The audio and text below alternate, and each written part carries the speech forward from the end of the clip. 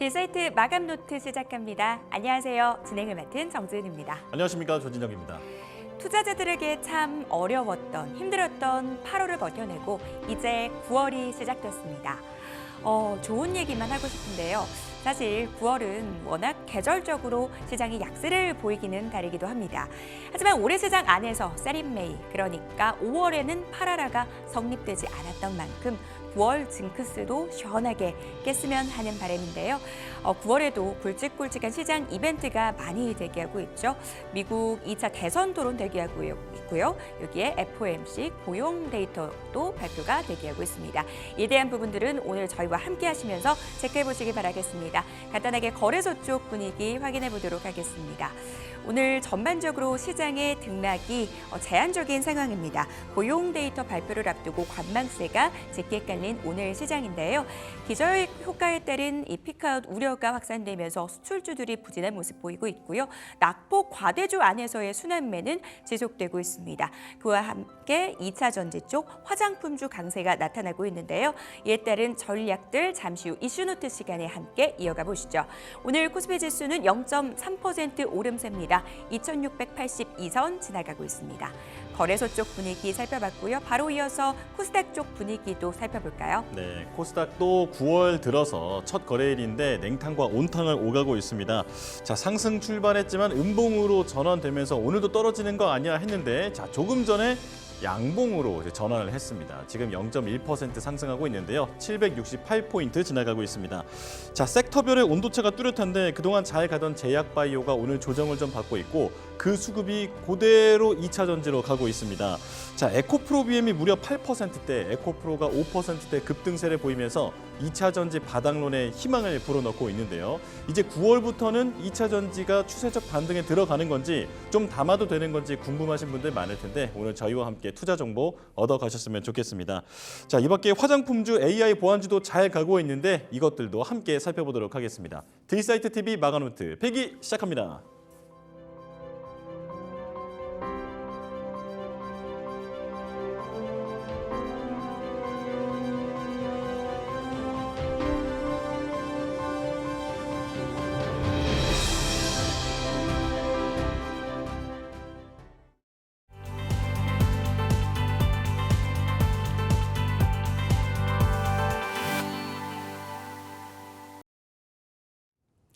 이슈노트 함께 하시죠. 시장을 관통하는 이슈 확인하고 전략 세워보는 시간입니다. 자, 오늘은 새롭고도 또 익숙한 얼굴과 함께합니다. 독립리서치 P&J 손창현 팀장님 함께합니다. 어서 오세요. 안녕하세요. 팀장님과 함께 시장 이야기 나눠보도록 하겠습니다. 자, 오늘의 주제 화면으로 확인해 볼까요? 2차 전지 이유 있는 강세인 건지 이야기 나눠보고요. 화장품주 전략 세워보도록 하겠습니다. 미국 대선 예측 말고 대응이 필요하다 이야기 나눠보고요. 밸류엄 레이스 본격적으로 시작되는 건지 전략 세워보도록 할게요.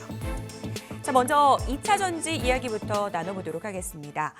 오늘 시장 안에서 빛나는 쪽을 꼽으라면 단연 2차 전지 쪽입니다. 최근에 셀사 위주의 강세가 이어졌다면 오늘 시장 안에서는 소재 쪽으로도 그 온기가 전해지는 모습 포착되고 있습니다. 완벽하게 분위기가 바뀐 걸까? 사실 이에 대한 확신은 아직은 없는 상황이죠. 여전히 업황에 대한 우려 얘기 나오고 있고요. 완벽하게 변곡점을 돌아선 것은 아니다라는 일각의 분석이 있는 상황입니다. 꽤 길게 2차 전지의 시세 연속성이 이어지고 있는데요. 이제 단순히 싸다고 오르는 것은 아닌 것 같습니다. 2차 전지 쪽 좀 재료들 확인을 해볼까요? 예, 오늘 2차 전지 관련주들이 전반적으로 강세 흐름을 보이고 있는데 일단 테슬라 로보택시가 공개된다라고 하는 이유가 가장 큰 것 같습니다. 그래서 원래는 8월 8일 날 이제 로보택시 관련돼서 공개를 한다라고 했는데 네. 여러 가지 차량 개선이라든지 솔루션에 대한 부분을 이제 개선해서 10월 10일 날 로보택시를 공개를 한다라고 합니다. 근데 로보택시 관련된 부분을 런칭을 영화 제작사 워너브라더스 스튜디오에서 공개를 한다라고 해요. 그런 점에서 좀 관심을 좀 갖고 있다라고 좀 보고 있고 앨런 머스크도 또 이런 얘기를 했죠. 뭐 자율주행 관련된 거를 기대를 할 거면 우리 주식 사고 그렇지 않을 거면 주식을 사지 말라. 뭐 이런 얘기를 했기 때문에 결국 테슬라의 앨런 머스크가 이제 사업적인 부분 중심을 전기차 판매 쪽에서 자율주행과 인공지능 그리고 AI 기술 관련된 부분으로 이 계속 변화를 하고 있다. 그리고 우선순위를 그쪽으로 두고 있다라고 하는 시그널을 좀 보이고 있는 것 같습니다. 테슬라의 로보택시 공개 이슈, 2차 전지에 훈풍을 불어넣고 있는 그런 상황입니다. 말 그대로 영화에서만 보던 그런 기술들이 계속해서 공개되는 현재 상황이고, 또 말씀 주셨듯이 테슬라의 우선순위가 이제 전기차 판매에서 AI나 자율주행 쪽으로 넘어가는 것 같다라는 생각도 드는데요. 인공지능 기술 확대에 대한 부분들 얘기를 나눠봐야 될 것 같습니다. 여기서 어떤 의미를 우리가 좀 찾아볼 수 있을까요? 이제 디바이스 확대라는 점으로 해석을 해보셔야 될 것 같아요. 이 연초에 갤럭시 S24에 온 디바이스향 인공지능을 탑재해서 스마트폰을 공개를 했고요. 이 9월 9일 날 애플이 인공지능 탑재를 해서 아이폰 16을 공개를 합니다. 여기에 바탕으로 이제 자율주행 관련된 부분까지 탑재를 해서 10월 10일 날 공개를 하면 이 온 디바이스향 관련된 디바이스들이 새롭게 확장되는 그런 시그널이 형성이 된다라고 볼 수 있기 때문에 올해 뭐 다양한 온 디바이스향 관련된 제품들, 디바이스들 많이 뭐 포함돼서 런칭을 할 것 같고요. 그리고 향후에는 테슬라는 로봇 관련된 부분까지도 확대를 하려고 준비를 하고 있는 것 같습니다. 그래서 다양한 사업에 로봇을 이제 계속적으로 확대를 해서 이제 뭐 로봇 관련된 부분과 협동 로봇에 대한 부분으로 계속 확대를 하려고 준비를 하고 있는 것 같고요. 테슬라 자체에서도 이제 공장에 사람을 사용을 하지 않고 이제 로봇을 이용을 해서 사업을 하겠다라고 보고 있어서 비용적인 측면도 이 얼마만큼 많이 로봇으로 대체를 하는지도 눈여겨 보셔야 될 것 같다. 그래서 이 디바이스에 대한 확대는 비단 그 스마트폰에서 이 자율주행 그과 합해서 로봇까지도 확대가 되고 있는 상황이다라고 전개하셔서 보시면 좋을 것 같습니다. 자율주행에서 생각을 확장시켜서 이제는 우리가 로봇 쪽도 좀 유망하게 봐야 할 것 같다라는 투자 아이디어 제시해 주셨습니다. 이제 슬슬 2차 전지 쪽에 대한 전문가들의 시선이 좀 바뀌고 있다라는 게 체감이 됩니다. 손창현 팀장님께서는 단기 트레이딩으로만 봐야 하는지 아니면 이제 2차 전지 중장기로 봐야 되는지 둘 중에서 어떻게 보고 계세요? 이 그 기술적인 부분으로 보면 네. 단기적으로 바닥을 어느 정도 확인했다라는 신호 자체는 이제 하락 국면에서 10%에서 20% 정도 상승을 했다라고 하면 어느 정도 바닥이 확인이 되는 시점이다라고 볼 수 있을 것 같습니다. 근데 최근에 그 시장에 대한 흐름을 보시면 네. 낙폭과대 종목들, 과대했었던 종목들이 상승을 하고 있는 부분이고요. 그리고 이제 고점을 갱신을 계속했던 종목들이 전반적으로 많이 이제 손바뀜이 일어나고 있는 상황이라는 거죠. 그래서 고점에서 어느 정도 갱신이 계속 이어지지 못하고 조정을 받았었던 섹터를 보시면 반도체 전력 관련된 부분, 인프라 쪽 관련돼서 종목들이 조정을 받고 있는 상황이고요. 네. 오늘은 뭐 화장품 관련주들이 반등을 하고 있긴 하지만 화장품도 좀 조정을 받았었죠, 최근까지는. 그리고 음식료 쪽도 마찬가지로 조정을 받았기 때문에 이런 이제 많이 올라갔던 종목들에서 이제 많이 못 올라갔던 종목들로 매수세가 좀 온기가 확산이 되고 있다라는 뜻으로 좀 해석을 하시면 될 것 같고요. 그리고 2차 전지 관련된 종목들은 그래서 이제 트레이딩 관점으로는 역시 탄력적으로 좀 상승이 좋은 쪽은 소재 관련된 부분들이라고 생각을 하실 수가 있을 것 같습니다. 그래서 네.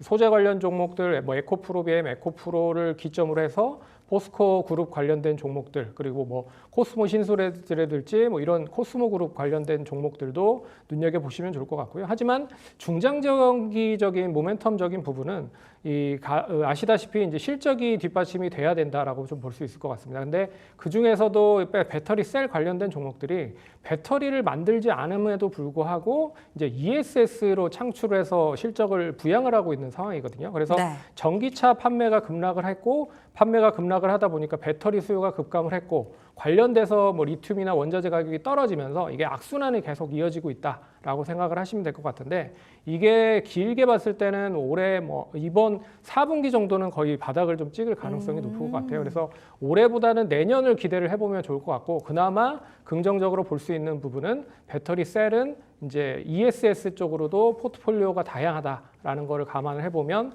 조금 배터리 셀 쪽 뭐 삼성 SDI나 LG화학, LG에너지 솔루션이나 뭐 이런 쪽을 좀 관심 있게 보시면 좋지 않을까 그렇게 언지드리겠습니다.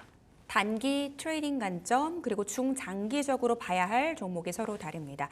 아직 좀 덜 오른 소재 쪽은 단기 트레이딩 관점에서 대응을 해보자라고 말씀 주셨고요. 다만 나는 2차 전지를 좀 중장기적으로 보고 싶은데 하시는 분들을 셀사 위주로 보자라고 말씀해 주시면서 LG화학, LG엔솔, 삼성 SDI를 언급해 주셨습니다. 자, 이제 화장품 쪽으로 넘어가 보도록 할게요.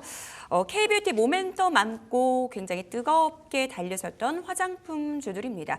하지만 2분기 실적 발표 이후에 좀 분위기가 바뀌었었죠. 시장 컨센을 하회하는 실적을 내놓은 종목들이 많았고요. 여기에 중국 경기에 대한 우려도 확산되면서 관련주들의 하락 확인이 됐습니다.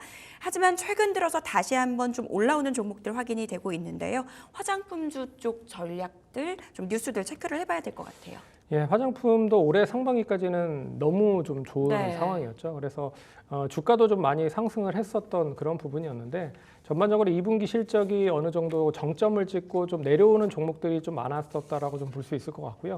거기에 있어서 이제 중국발 수출도 좀 부진하면서 전반적으로 이제 추가적인 상승이 이어질 수 있겠느냐라고 좀 언지가 나왔었던 것 같습니다.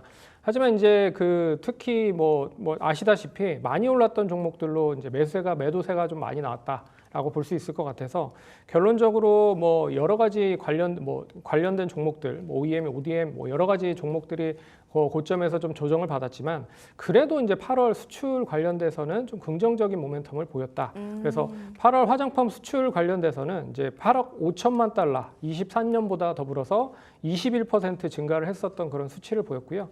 그리고 8월 누적 화장품 수출도 결국에는 64억 8천만 달러로 23년 대비했을 때 19% 성장을 했다. 그래서 이 피크아웃에 대한 우려, 이제 어느 정도 정점을 찍고 좀 추가적으로 하락을 할 거냐라는 거는 8월에 대한 수출 데이터로 봤을 때는 계속 상승을 하고 있다라고 좀 보고 있어서 그래도 나름 더 많이 단기적으로 고점에서 조정을 받았던 종목들 위주로 이제는 반등을 하는 그런 시기를 만들 수 있지 않을까 그렇게 좀 봐야 될 것 같습니다. 네. 사실 화장품주 안에서 우리가 옥석 가리기 전략이 상당히 중요할 것 같습니다. 화장품주 볼 때 우리가 어떤 점에 맹점을 두고 봐야 돼요? 화장품주들 뭐 아시다시피 네. OEM과 ODM 그리고 이제 어느 쪽의 매출 구성을 많이 기록을 하고 있는지가 관건일 것 같은데요. 일단 중국 쪽에 대한 매출이 좀 많이 포함되어 있는 종목보다는 중국향 매출이 조금 다변화로 다른 쪽으로 확대되어 있는 종목들을 잘 눈여겨보셔야 될 것 같습니다. 그래서 아모레퍼시픽이나 LG생활건강 큰 기업으로 보면 그런 종목보다는 OEM, ODM으로 좀 넓게 북미나 유럽이나 동남아 쪽에 대한 부분 OEM, ODM을 할 수 있는 코스메스나 한국콜마 등을 좀 보시면 될 것 같고요. 그런 부분에서 이제 세부적인 부분으로 따지고 보면 여러 가지 부분을 간과해 봤을 때는 이제 네. 미국 시장에 진출해 있는 차라리 코스메카 코리아나 잉그루드랩 뭐 이런 쪽 관련된 종목들도 좀 눈여겨 보시면 좋지 않을까 그렇게 좀 언급드리겠습니다. 네.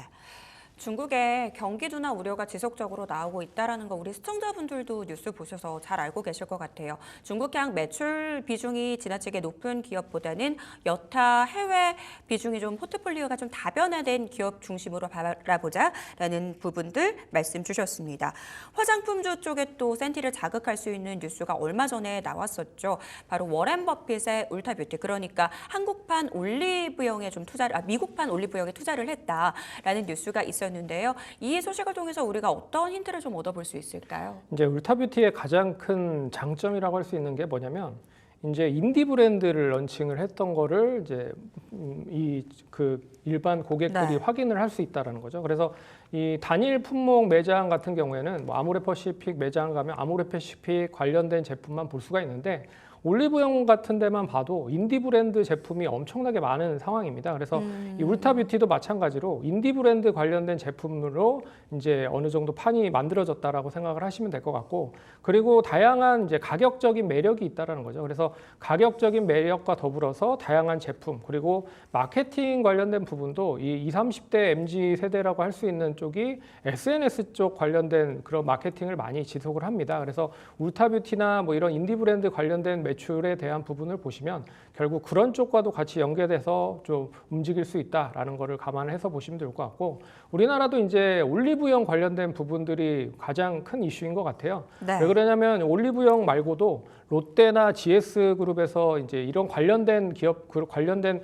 이 그 채널을 만들어 놨었거든요. 네. 근데 이미 다 이제 코로나로 접었어요. 맞아요. 사업을 다 철수를 했기 때문에 올리브영이 더 이제 거기에서 관련된 뭐 이슈에 대한 부분과 시장 점유율이 커졌다라고 볼 수 있어서 이런 것도 좀 눈여겨 보시면 좋을 것 같다. 그래서 이 오프라인 매장에 대한 부분도 계속 커지고 있다. 그래서 온라인 쪽 매장과 더불어서 최근에 네. 다이소나 뭐 이런 쪽을 보시면 오프라인 쪽 관련된 매장도 확대가 되는 쪽으로 관련된 종목들을 좀 넓혀서 보시면 좋지 않을까 그렇게 좀 언급드리겠습니다. 울타뷰티로 말미암아 얻어볼 수 있는 투자 힌트들 말씀 주셨습니다. 앞서서 잠시 언급이 나오기는 했는데요. 화장품주 전략 좀 구체적으로 여쭤보도록 할게요. 사실 일각에서는 뭐 LG생활건강이나 아모레퍼시픽 상대적으로 좀 덜 올랐기 때문에 가격 매력이 있는 거 아니야? 라는 의견도 있더라고요. 여전히 이 대형주 쪽보다는 OEM, ODM 쪽 보고 계신 거죠? 그렇죠. 대형주 쪽보다는 OEM, ODM을 보고 있긴 한데 네. 뭐 그중에서도 뭐 이 브랜드 쪽에 대한 부분들을 좀 눈여겨 보셔야 될 것 같아요. 네. 그 앞에서도 잠깐 얘기해드렸지만 뭐 인그루드렉 같은 경우에는 이제 미국의 거의 대부분의 사업을 미국 쪽으로 진행을 하고 있기 때문에 미국 사업에 대한 특화가 되어 있다라고 생각을 하시면 될 것 같고요. 그리고 이제 CNC 인터내셔널 같은 경우에는 이제 색조 화장품으로만 특화되어 있는 상황입니다. 거의 이제 국내 쪽 말고 해외 쪽에 대한 ODM으로 이제 그 립스틱을 만들고 있는 그런 업체라고 좀 볼 수 있을 것 같거든요. 그렇기 때문에 이런 이제 특색, 뭐 강한 쪽의 섹터에 있는 종목들 위주로 관심 있게 좀 보시면 좋지 않을까 그렇게 보고 있고요. 네. 앞에서 얘기해드렸지만 OEM, ODM도 이 미국 쪽이나 유럽 쪽이나 동남아 쪽으로 채널이 확대되어 있는 쪽 그런 쪽을 보셔야 될 필요가 있어서 코스맥스나 한국콜마를 관심 있게 보시면 좋지 않을까 그렇게 말씀드리겠습니다. 네, 화장품주 내에서 볼만한 종목들까지 말씀 주셨습니다. 대선 관련 이야기로 넘어가 보도록 할게요. 오늘 장 초반에 보니까 신재생 쪽이 굉장히 많이 밀리는 모습 포착이 됐더라고요. 신재생 쪽은 아시다시피 대표적으로 해리스 트레이드 종목이죠. 사실 지난주까지 저희가 해리스 부통령의 지지율이 오르고 있다라는 뉴스를 전해드린 것 같은데 주말 사이에 뭐 바뀐 게 있었나 싶기도 했거든요. 관련된 뉴스 좀 전해주시죠. 예, 이제 미국 대선 관련돼서 보시면요. 네. 여론조사에 대해서 계속 좌지우지가 되는 경우가 많습니다. 그래서 주말 동안에 또 이제 그 트럼프 대통령 지지가 50%로 좀 해리스 전 부통령 관련돼서 좀 앞섰다라고 하는 부분에서 또 관련된 역전이 됐다라고 보고 있는 것 같아요. 그래서 네. 50%대 48%로 이 트럼프 후보가 다시 이제 역전했다라고 해서 관련주들에 대한 움직임이 좀 차별화가 되는 모습인 것 같고, 일단 연휴 직후에 이제 오늘은 미국이 노동절이기 때문에 이제 쉬고요. 그리고 내일 다시 이제 진행을 할 텐데 연휴 이후에 이제 러스벨트 북동부 지역이죠. 그쪽과 그리고 선벨트 지역, 남부지대 쪽 관련돼서 이제 본격적으로 두 후보가 이제 격전을 일으킬 가능성이 높을 것 같고, 그리고 이제 10일에는 이제 필라델피아에서 90분간 이제 열리는 첫 TV 토론이 있습니다. 그래서 그 토론을 바탕으로 어떻게 이제 움직이는지가 관건일 것 같고요. 그런 부분에서 이제 정치에 필요한 뭐 민주당 입장에선 그래요. 정치에 필요한 게 뭐 인물, 바람, 구도다라고 해서 네. 지금 이제 해리스 대통령이 물러나고 죄송합니다. 바이든 대통령이 네. 물러나고 이제 해리스 부통령이 올라오면서 이 인물 바람 구도를 이제 어느 정도 만들어내는 게 아닌가라고 생각을 해서 이 초반까지만 해도 좋은 흐름을 보였는데 이 지금 이제 지지율의 영향에 의해서 좌지우지가 될 가능성이 크다라고 보고 있어서 그런 부분으로 이제 어떻게 1차 토론회가 진행이 되는지 여부도 좀 중요하게 보셔야 될 그런 부분이라고 볼 수 있을 것 같습니다. 네. 대선 토론 대기하고 있으니까요. 이 향방도 우리가 좀 주목을 해봐야 될 것 같다라는 생각이 듭니다. 사실 많은 전문가분들 모시고 이 관련된 이야기를 하다 보면 결국은 공동된 목소리가 이런 대선 관련주들은 손대지 마라라고 말씀을 하십니다. 그럼에도 불구하고 우리 투자자분들은 워낙 재미없는 장세가 이어지고 있기 때문에 테마주에 대한 관심을 못 놓으시는 것 같아요. 이 대선 테마주 관련해서 추가적인 얘기 좀 나눠주신다면요. 이게 이제 대선 전 11월 전까지 네. 지지율에 대해서 영향을 엄청나게 많이 받을 가능성이 높아요. 그래서 만약에 이제 트럼프 후보가 올라간다라고 지지율이 올라간다라고 하면 또 관련주들이 올라갈 거고, 그리고 만약에 해리스 부통령 관련주들 이제 지지율이 올라간다라고 하면 또 관련주들이 올라갈 거예요. 그렇기 때문에 이 어떻게 보면 예측에 대한 투자로 대응을 하는 것보다는 결국에는 이제 그러니까 기술적인 흐름으로 보면서 트레이딩 관점으로만 대응을 해야 되지 않을까. 그렇게 좀 말씀을 드릴 수 있을 것 같아요. 그래서 네. 대선 전 관련된 지지율의 효과로 매매를 하는 건 상당히 어렵다라고 말씀을 드릴 수 있을 것 같고요. 네. 다만 이제 10월까지 이 주식시장에 대한 부분으로 보면 이 기존의 여러 가지 여론조사를 바탕으로 보면 이 10월, 그러니까 11월이 이 대선이잖아요. 그럼 10월까지 주식시장이 좋았으면 여당이 이제 집권을 했을 확률이 높았다라고 보시면 될 것 같습니다. 그래서 10월까지에 대한 방향을 이제 시장을 보면서 대응을 하시면 좋을 것 같고, 만약에 뭐 연초 대비해 봤을 때 10월에 주가가 많이 올랐다라고 하면 민주당이 될 가능성이 높다라고 보시면 될 것 같고, 만약에 연초보다 10월에 그 주식시장 관련돼서 좀 많이 주식시장이 떨어진다라고 하면 공화당 쪽의 지지율이 당선될 가능성이 높다라고 보고 있어서 네. 이제 그런 것도 하나의 좀 보시면 좋은 투자 포인트가 아닐까라고 언급을 해드릴 수 있을 것 같습니다. 그러면 구체적으로 우리가 그 이후의 흐름에 대해서 좀 미리미리 전략을 세워봐야 될 것 같은데, 트럼프 수혜주, 해리스 수혜주 대표적으로 거론되는 것들 좀 정리를 해주시면 도움이 될 것 같아요. 이 트럼프 후보가 뭐 계속 얘기하고 있는 건요, 뭐 네. 건설, 건축, 인프라 쪽을 계속 키우겠다라고 얘기를 하고 있고, 거기에 이제 뭐 석유화학이라든지 여러 가지 이제 그 친환경 쪽 말고 네. 자체적인 그 관련된 인프라 쪽을 키워서 이제 환경에 대한 부분을 제외를 한 여러 가지 석유화학을 좀 발전시키겠다 이런 얘기도 나오고 있고요. 네. 그리고 이제 국방 확대 관련된 부분도 있습니다. 우리나라도 마찬가지겠지만 이제 미국의 국방 관련돼서 직간접적인 영향을 받고 있는 나라들의 어떻게 보면 국방에 대한 그 관련된 수혜를 좀 더 확대를 해서 관련돼서 조금 가격을 좀 높일 수도 있다라고 좀 볼 수 있을 것 같아서 국방 관련주들에 대한 확대도 좀 눈여겨 보셔야 될 것 같고, 네. 그리고 이제 해리스 후보 같은 경우에는요, 결국에 이제 민주당에 대한 그런 정책을 고스란히 인수를 해서 진행을 할 가능성이 높을 것 같습니다. 그래서 친환경 정책에 대한 부분들 여전히 좀 유효하다라고 좀 볼 수 있을 것 같고요. 거기에 이제 뭐 2차 전지라든지, 그리고 최근에 얘기가 계속 많이 되고 있는 낙태 관련된 부분, 네. 그리고 마리화나 관련된 종목들도 좀 눈여겨 보셔야 될 것 같다. 그렇게 좀 보시면 될 것 같습니다. 지금까지의 데이터를 분석해 봤을 때 10월까지 증시가 부진했을 때는 보통 공화당이 유리했고, 만약에 증시가 좋았다면 민주당이 유리했다라는 측면들, 이를 통해서 좀 힌트를 얻어볼 수 있다라고 말씀 주셨고요. 트럼프 당선 시 수혜주 SOC 쪽, 그리고 전통 에너지 쪽 언급 주시고, 해리스 수혜주로는 환경이나 2차 전지, 그리고 의료용 대마주까지 말씀 들어봤습니다. 관련주 전략 들어봤고요. 밸류업 쪽으로 넘어가 보도록 할게요. 9월에는 또 하나 드디어 밸류업 지수 출시가 되는 달이죠. 관련된 수급 유입 기대감 시장 안에서 많이 거론되고 있습니다. 사실 그동안 밸류업 하면 금융주 쪽만 많이 거론이 됐었는데, 이 현대차에서도 공격적인 주주 환원책에 대한 이야기 나오고 있고요. 추가적인 얘기가 계속해서 나오는 분위기인 것 같아요. 관련된 뉴스 좀 짚어볼까요? 이게 이제 주요 대기업들이 처음에는 밸류업 관련돼서 별로 그렇게 생뚱맞게 가만히 있었다라고 좀 볼 수가 있을 것 같은데요. 이제 본격적으로 밸류업 관련돼서 어느 정도 뭐 그 시그널을 좀 취하고 있다라는 걸로 봤을 때는 좀 상징적인 의미가 크다라고 볼 수 있을 것 같습니다.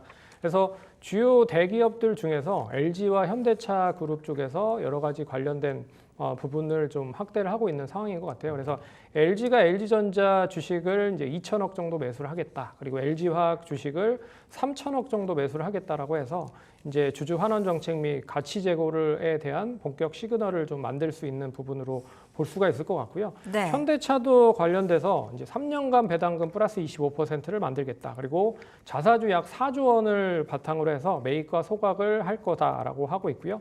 분기 배당금은 2,500원으로 늘리면서 연간 주당 최소 배당금을 10,000원 원으로 제시를 했다라고 보시면 될 것 같습니다. 그리고 기존 배당 성향 목표를 25%로 늘리겠다라고 얘기를 하고 있고요. 그리고 총 주주 환원율을 35%까지 목표로 전환을 했다. 그래서 현재 3년 평균인 9%에서 10%의 자기 자본 이익률을 10%에서 11%에서 12%까지 높이겠다라고 하고 있는 것도 있고요. 그리고 네. 영업이익률을 2030년까지 10%까지 이상 맞추겠다라고 하는 것도 있어서 뭐 여러 가지 주주 가치에 대한 부분들을 이제 구체적으로 어떻게 보면 좀 진행을 하려고 준비를 하고 있는 단계이다라고 생각을 하시면 될 것 같고, 포스코 계열사도 기업 가치 제고를 통해서 4분기 중에는 일단 구체적인 거를 이제 공시를 하겠다고 발표를 했기 때문에 이제 그 국내 대기업들에 대한 이런 시그널이 나왔다라고 하는 것 자체는 이제 그 밑단에 있는 이제 관련된 계열사들도 그렇게 할 가능성이 높다라고 좀 점쳐질 수 있다라고 보고 있거든요. 그렇기 때문에 이 상징적인 의미로 좀 보셔야 되지 않을까, 그렇게 좀 언급드리겠습니다. 대기업들이 동참하고 있다라는 것, 추가적인 밸류업 공시에 대한 기대감도 높아지고 있다라는 부분으로 해석해 볼 수가 있을 것 같습니다. 밸류업 공시가 지속적으로 나오게 되면 우리가 그럼 어느 쪽을 좀 주목해서 봐야 돼요? 일단 아시다시피 주요 대기업들의 밑에 단에 있는 종목들, 만약에 이제 LG그룹에 속해 있다 하면 뭐 네. LG전자나 LG디스플레이, LG 밑에 있는 종목들 있죠. LG화학이라든지 LG에너지솔루션 뭐 이런 쪽으로 다방면으로 좀 볼 수가 있는 쪽으로 보시면 좋을 것 같고요. 역시나 삼성이나 현대나 뭐 마찬가지라고 생각을 하고 있습니다. 그리고 또 SK도 마찬가지고요. 그래서 이 그룹사의 대표적인 성격에 있는 종목들이 전반적으로 관련돼서 이제 밸류업 프로그램을 진행을 하고 있기 때문에 이 관련된 계열사에 대한 부분으로 보시면 좋을 것 같다. 그리고 뭐 은행증권보험은 이미 상반기부터 진행을 하고 있는 상황이었기 때문에 주가가 많이 올라갔다라고 생각을 할 수가 있을 것 같습니다. 그래서 이 그러니까 은행증권보험보다는 네. 이 계열사 쪽에 포함이 되어 있고 주가가 아직 못 갔던 종목들 위주로 눈여겨 보시면 좋지 않을까, 그렇게 말씀드리겠습니다. 사실 이 현대차의 인베스터데이에서 정말 강력한 주주 환원책이 나왔는데 뭐 시장 안에서는 나올 수 있는 건 다 나왔다라는 얘기, 이런 평가가 나오더라고요. 그럼에도 불구하고 그 이후에 현대차의 주가가 그렇게 잘 가고 있지는 않은 상황이거든요. 이 밸류업 관련된 이야기가 나온다고 해서 반드시 주가 상승을 또 담보하지는 않는 거라고 이해해도 될까요? 그렇죠. 아무래도 이제 밸류업 관련된 부분이 결국에 이제 정부 쪽에서 진행을 하는 거기 때문에 이거를 어떻게 보면 이 명시를 하면 상관이 없어요. 그러니까 그 법적으로 규제를 하면 어쩔 수 없이 따라갈 수밖에 없기 때문에 이제 문제가 커질 수 있다라고 좀 보고 있지만, 이거 자율이기 때문에 이런 하나하나 시그널들이 이제 계속적으로 발전해서 조금 더 주주 친환적인 정책들을 발현할 수 있는 그런 모멘텀으로 볼 수가 있다라고 볼 수 있어서 이게 단기적인 것보다는 중장기적인 모멘텀이지 단기적인 걸로 뭐 어떤 해결책, 주가가 올라가는 모멘텀으로 보시면 안 되지 않겠다라고 말씀을 드려야 될 것 같습니다. 중장기적인 모멘텀 정도로 해석을 해야 한다라고 정리해 보도록 하겠습니다. 사실 밸류업 하면 뭐 기대감, 좋은 측면에서만 시장에서 계속해서 바라보는 것 같아요. 관련돼서 단점이라든지 우려할 부분은 전혀 없는 건가요? 이게 자산가치 우량주로만 편중이 되어 있는 상황이에요. 그래서 보시면 아시겠지만 뭐 철강, 건설, 조선, 뭐 금융, 은행, 증권, 보험 다 자산가치 대비, PBR 대비해 봤을 때 1배 미만에 속해 있는 종목들이 많습니다. 그렇다 보니까 결국 뭐 AI나 바이오나 테크 기업들에 상당히 많이 등한시가 될 가능성이 높다는 거죠. 그래서 그 지금 이제 글로벌적으로 봤을 때는 이쪽이 어떻게 성패가 좌지우지될 가능성이 높잖아요. 그래서 여기에 이제 공격적인 투자를 해도 될까 말까인데, 너무 밸류업 쪽으로 치중이 되다 보면 이런 쪽을 등한시될 가능성이 높지 않겠느냐라고 볼 수 있을 것 같아서, 그나마 실적은 되지만 그리고 자산 가치가 되지만 주가가 아직 못 오른 종목들을 관심 있게 보셔야 될 필요가 있지 않을까, 그렇게 보고 있어서 저는 뭐 LG전자나 뭐 크래프톤 그리고 BH 같은 관련된 종목들은 주가 대비해 봤을 때 그래도 가격적인 매력이 높다, 그리고 자산 가치도 어느 정도 있다라고 하는 거를 감안을 해보면 관심 있게 봐야 되는 거 아닌가라고 말씀을 드려야 될 것 같습니다. 자칫하면 미래 먹거리가 달린 쪽, 그러니까 뭐 AI, 바이오, 테크 쪽이 좀 소외받을 수 있다라는 부분들 말씀을 해주셨어요. 이와 더불어서 밸류업 소외주에도 우리가 관심을 가져야 된다라고 말씀 주셨거든요. LG전자, 크래프톤, BH 관련된 종목으로 말씀 주셨습니다. 오늘 장 이슈노트 손창현 팀장님과 함께 이야기 나눠봤습니다. 오늘 도움 말씀 감사합니다.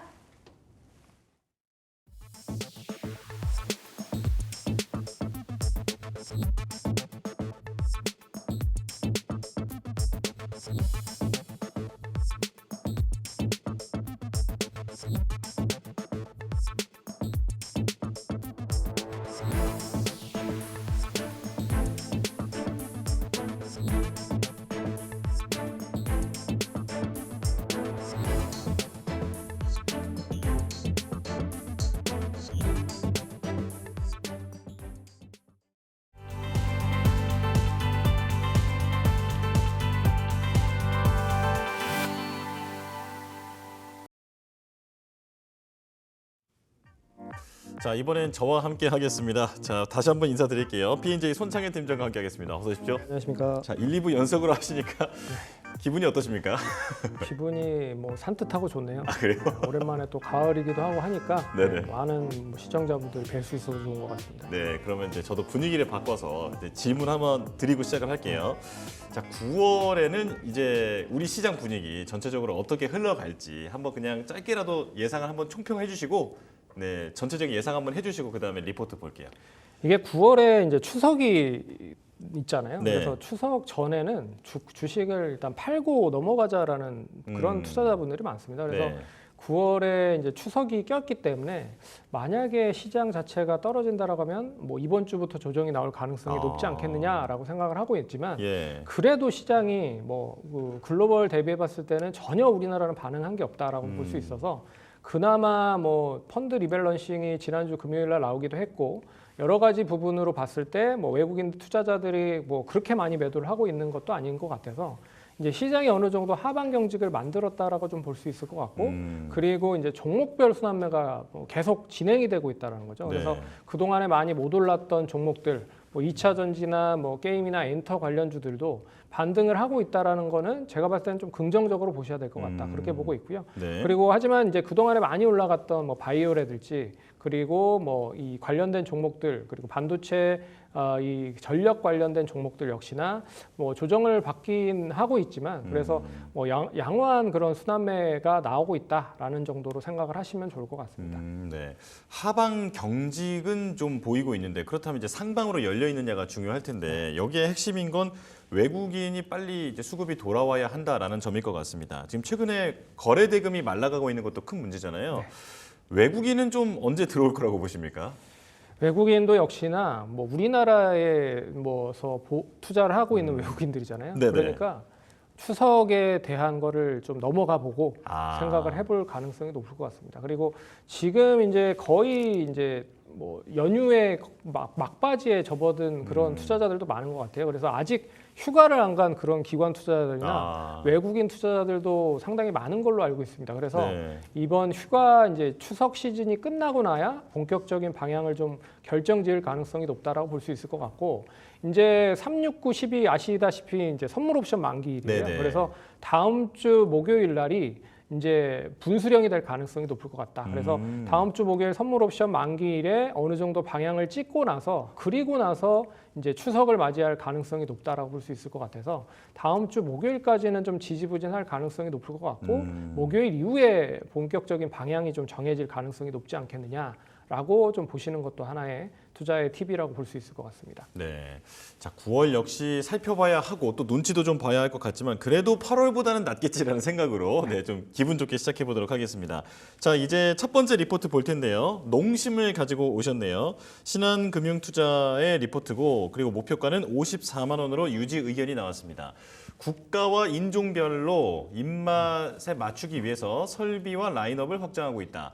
미국 2공장 내 신규 증설 라인 추가 가동, 라면 수출 확대, 17년 만에 국내 공장을 새로 지었고 빠르게 증가하고 있는 유럽 수요를 주목해 보자. 이렇게 정리해 보겠습니다.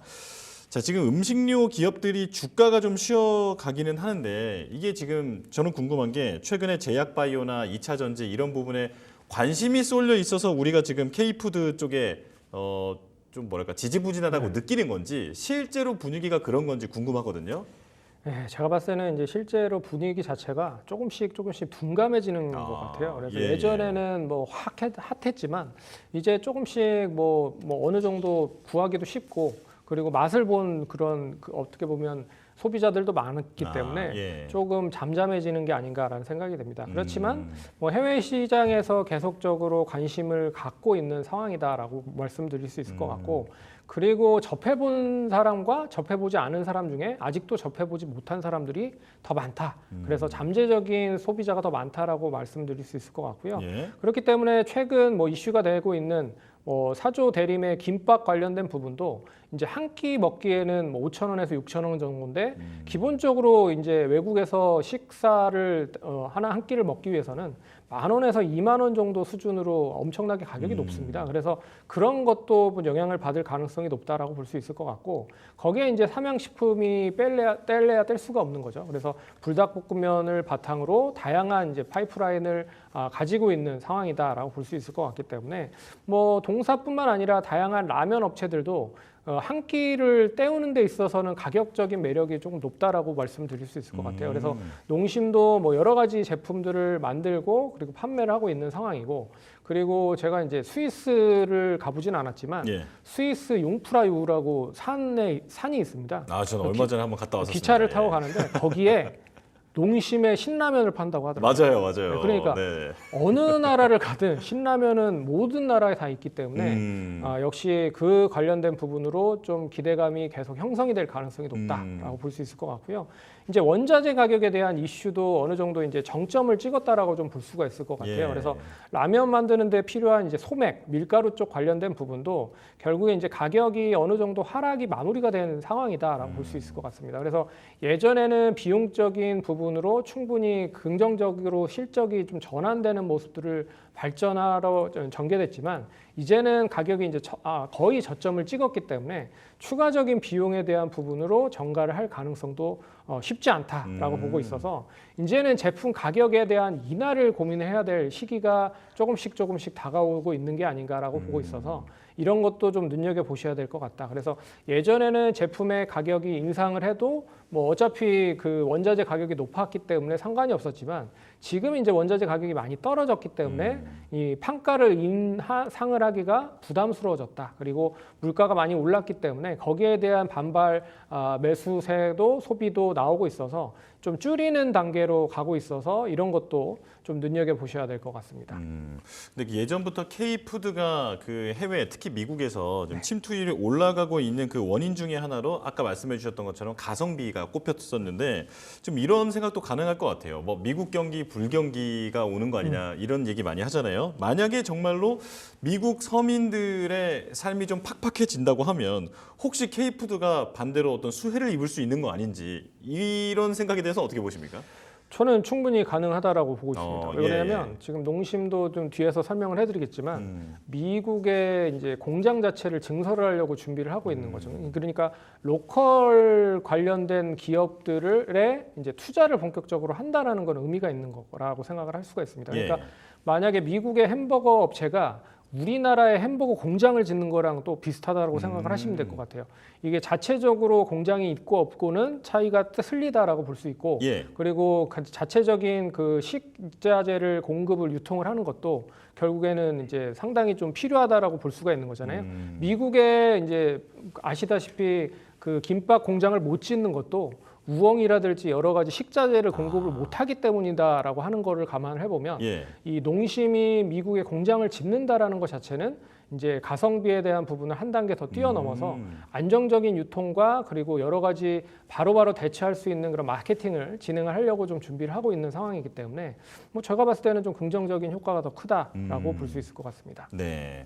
자, 그렇다면 이제 본격적으로 리포트 얘기해 보겠습니다. 어떤 투자 포인트에 주목했는지 설명해 주실까요? 예, 신한금융투자에서 이제 목표가 54만 원을 제시를 했고요. 제목 보시면 수출 전용 공장이 투자가 되고 있다. 그리고 해외 모멘텀 확대로 주가가 반등이 될 기대를 하고 있다. 그래서 해외 시장 확대로 인해서 결국에 이제 생산 설비와 제품 라인업을 증설을 하고 있다. 그래서 6월에 물류센터와 8월에 수출 전용 공장을 이제 짓고 있다라고 보시면 될 것 같고요. 예. 그리고 하반기에 미국 2공장 내 신규 증설 라인을 추가 가동을 하려고 준비를 하고 있고요. 그리고 유통 채널 내 제품에 대한 포트폴리오 확대도 준비를 하고 있다. 거기에 지역 커버리지 확장으로 인해서 외형 성장이 가속화될 가능성이 높을 것 같고요. 거기에 이제 해외 매출의 성장으로 모멘텀 회복 그리고 기대돼서 주가가 재평가를 될 가능성이 높다라고 보고 있습니다. 첫 번째 단락 보시면은 수출 수요 확대로 인해서 17년 만에 국내 라면 공장 신설 결정을 했다. 그래서 전 세계적으로 라면에 대한 수요가 늘어나면서 수출 전용 공장을 투자하기로 결정을 했다라는 게 의미가 있다라고 볼 수가 있을 것 같습니다. 그래서 1918억을 규모로 2026년 4월까지 완공 예정이고요. 이미 6월에 2027년까지 10월까지 이제 2,290억을 들여서 이 울산 물류센터에 투자를 한 공시를 한 부분들이 없지 않아 있습니다. 거기에 이제 부산 공장 내 수출 능력 관련된 부분을 보시면 이제 기존에는 6억 개 정도 생산을 할 수 있는 캐파였는데 이 신규 공장으로 이제 완공이 되면 4억 7천만 개를 더 만들 수 있다. 그렇기 때문에 그럼 10억 개씩 만들겠네요. 그래서 네. 생산 규모 자체가 기존보다 약 80%가 증가가 됐다. 그래서 빠르게 좀 증가를 할 수 있는 부분이 유럽 쪽과 북미 쪽을 타겟으로 수출로만 본격적인 양산을 좀 진행을 하려고 준비를 하고 있다라고 하고 있고요. 공장 증설을 위한 자금 조달도 어느 정도 마무리가 됐다라고 하는 부분이 있습니다. 그래서 투자 재원은 자사주 30만 주 정도로 4.93% 1,385억으로 그 활용한 교환사채를 활용을 해서 이제 마련을 했다라고 생각을 하시면 될 것 같습니다. 근데 이게 교환사채가 뭐냐면 기존에 상장되어 있는 이제 주식을 가지고 하기 때문에 전환사채나 그 신주 인수거부 사채는 새로 이제 사채를 발행을 해서 주식으로 전환되는 부분으로 이제 유통을 한다라고 생각을 하시면 될 것 같은데 네. 교환사채는 이미 발행된 그러니까 농심의 주식을 바탕으로 해서 이제 교환하는 부분들이 있기 때문에 크게 뭐 위험 부담이 크지 않다라고 하는 부분은 좀 긍정적이다라 볼 수 있을 것 같고요. 재무 구조에 대한 부분도 부담이 없다. 그런 부분에서 좀 긍정적인 부분으로 보시면 좋지 않을까 그렇게 좀 말씀드려야 될 것 같습니다. 네, 말씀을 들어보니까 전반적으로 농심이 어떤 장기 성장에 대한 모멘텀이라고 지금 판단을 하고 있는 것 같습니다. 그래서 많은 투자와 지금 설비 증설이 이루어지고 있다라고 말씀해 주셨고요. 자, 그렇다면 리포트 바깥의 이야기도 들어보겠습니다. 예, 그 삼양식품과 비교를 안 할래야 비교를 안 할 수가 없습니다. 예. 그래서 삼양식품에 대한 2분기 실적을 보시면 2분기가 8,102억 나왔고요. 그리고 영업이익이 1,696억 나왔습니다. 그래서 현재 시가총액이 3조 7천억인 걸 감안을 해보면 그럼 동사랑 얼마만큼 차이가 있느냐 보시면 농심이 2분기 때 1조 7천억 정도 매출을 달성을 했고요. 영업이익 1,000억 정도를 달성을 했습니다. 근데 현재 시가총액이 2조 3천억 정도예요. 그래서 시가총액 비교를 해보면 현재 63% 정도밖에 되지 않는다. 근데 예. 뭐 순이익적인 측면으로 보면 70% 정도다라고 보는 걸 감안을 해보면 이 순이익 대비해 봤을 때는 더 많이 주가가 하락을 한 게 아닌가라는 생각이 있어서 못해도 70% 정도 주가는 차별이 좀 나타난다라고 해도 삼양식품의 70% 정도는 주가가 제대로 된 평가를 받는다라고 하면 올라갈 가능성이 더 높지 않겠느냐라고 볼 수가 있을 것 같고요. 예. 그리고 이제 농심은 제품 포트폴리오가 다양한 게 좀 강점이라고 볼 수 있을 것 같습니다. 그래서 삼양식품은 뭐 라면에 대한 치중이 좀 많이 높은 상황이지만 동사 같은 경우에는 라면 제품 말고도 20% 정도는 스낵 그리고 음료, 기호식품으로 구성이 되어 있다라고 보고 있어서 뭐 새우깡이나 양파링 같은 스낵 관련된 부분과 그리고 뭐 해외 판매 확대 그리고 뭐 백산수레들지 카프리선 같은 음료도 많이 포함이 되고 있기 때문에 매출 구성적인 부분으로 봐도 포트폴리오가 좀 다양한 농심이 좀 우호적으로 봐야 되는 게 아닌가라는 것도 눈여겨보셔야 될 것 같습니다. 예, 라면만 생각했는데 다양한 이제 제품군이 있다라는 것도 짚어주셨습니다. 자, 그렇다면 이제 목표가를 볼 텐데 지금 이제 30만 원대 아니겠습니까? 지금 이제 목표가는 54만 원이 나왔는데 달성 가능할까요? 예, 54만 원이 근데요, 충분히 달성 가능할 수 있을 것 같습니다. 그래서 예. 주가가 단기적으로 많이 하락을 했지만 이 단기적인 많이 하락을 했었던 건 결국에 이제 수급적인 부분이 컸었던 것 같아요. 그래서 이 12개월 이제 동사가 여러 가지 부분을 보면 수익성적인 부분으로 평가를 해도 지난주 금요일 기준으로 보아도 PER이 12배 정도 수준입니다. 그리고 이 신한에서 얘기하는 것도 이 12개월 선행 관련된 여러 가지 지표에 대한 부분을 계산을 해봐도 목표가 11.6배 정도 수준이기 때문에 주가는 많이 이제 싸져 있는 상황이다라고 볼 수 있을 것 같아서 54만 원은 충분히 달성이 긴 시간으로 보면 가능하다라고 볼 수 있지만 수급적인 부분이 얼마만큼 빠르게 좀 긍정적으로 전환되는지가 관건일 것 같다. 그래서 1차적인 목표가는 단기적으로 좀 반등을 어느 정도 진행을 한 43만 원 정도로 보시면서 대응을 하시면 좋지 않을까라고 보고 있고요. 이 43만 원을 양호하게 좀 안착을 하면 결국에는 이제 우상향으로 대한 흐름이 좀 전개되면서 50만 원과 54만 원 목표가까지도 달성이 가능할 수 있을 것 같다. 그래서 일단은 하향이 어느 정도 진정이 되고 상방으로 전환될 수 있는 타이밍이 43만 원 정도 선이니 43만 원까지는 1차적인 목표가로 두시면서 대응하면 좋을 것 같다. 그렇게 좀 말씀드리겠습니다. 네, 지금 삼양식품과 비교해도 저평가라고 말씀을 해주셨고 1차적인 목표가는 43만 원 그리고 우상향이 조금 더 이어진다면 54만 원 목표가도 달성이 가능하다 말씀해 주셨습니다. 자, 그리고 또 이제 리서치 전문가시니까 이거 좀 궁금했던 점인데 신한투자증권이 업종 내 최선호주 그러니까 탑픽이라고 얘기를 했단 말이에요. 증권사는 어떤 기준으로 이런 탑픽을 정합니까?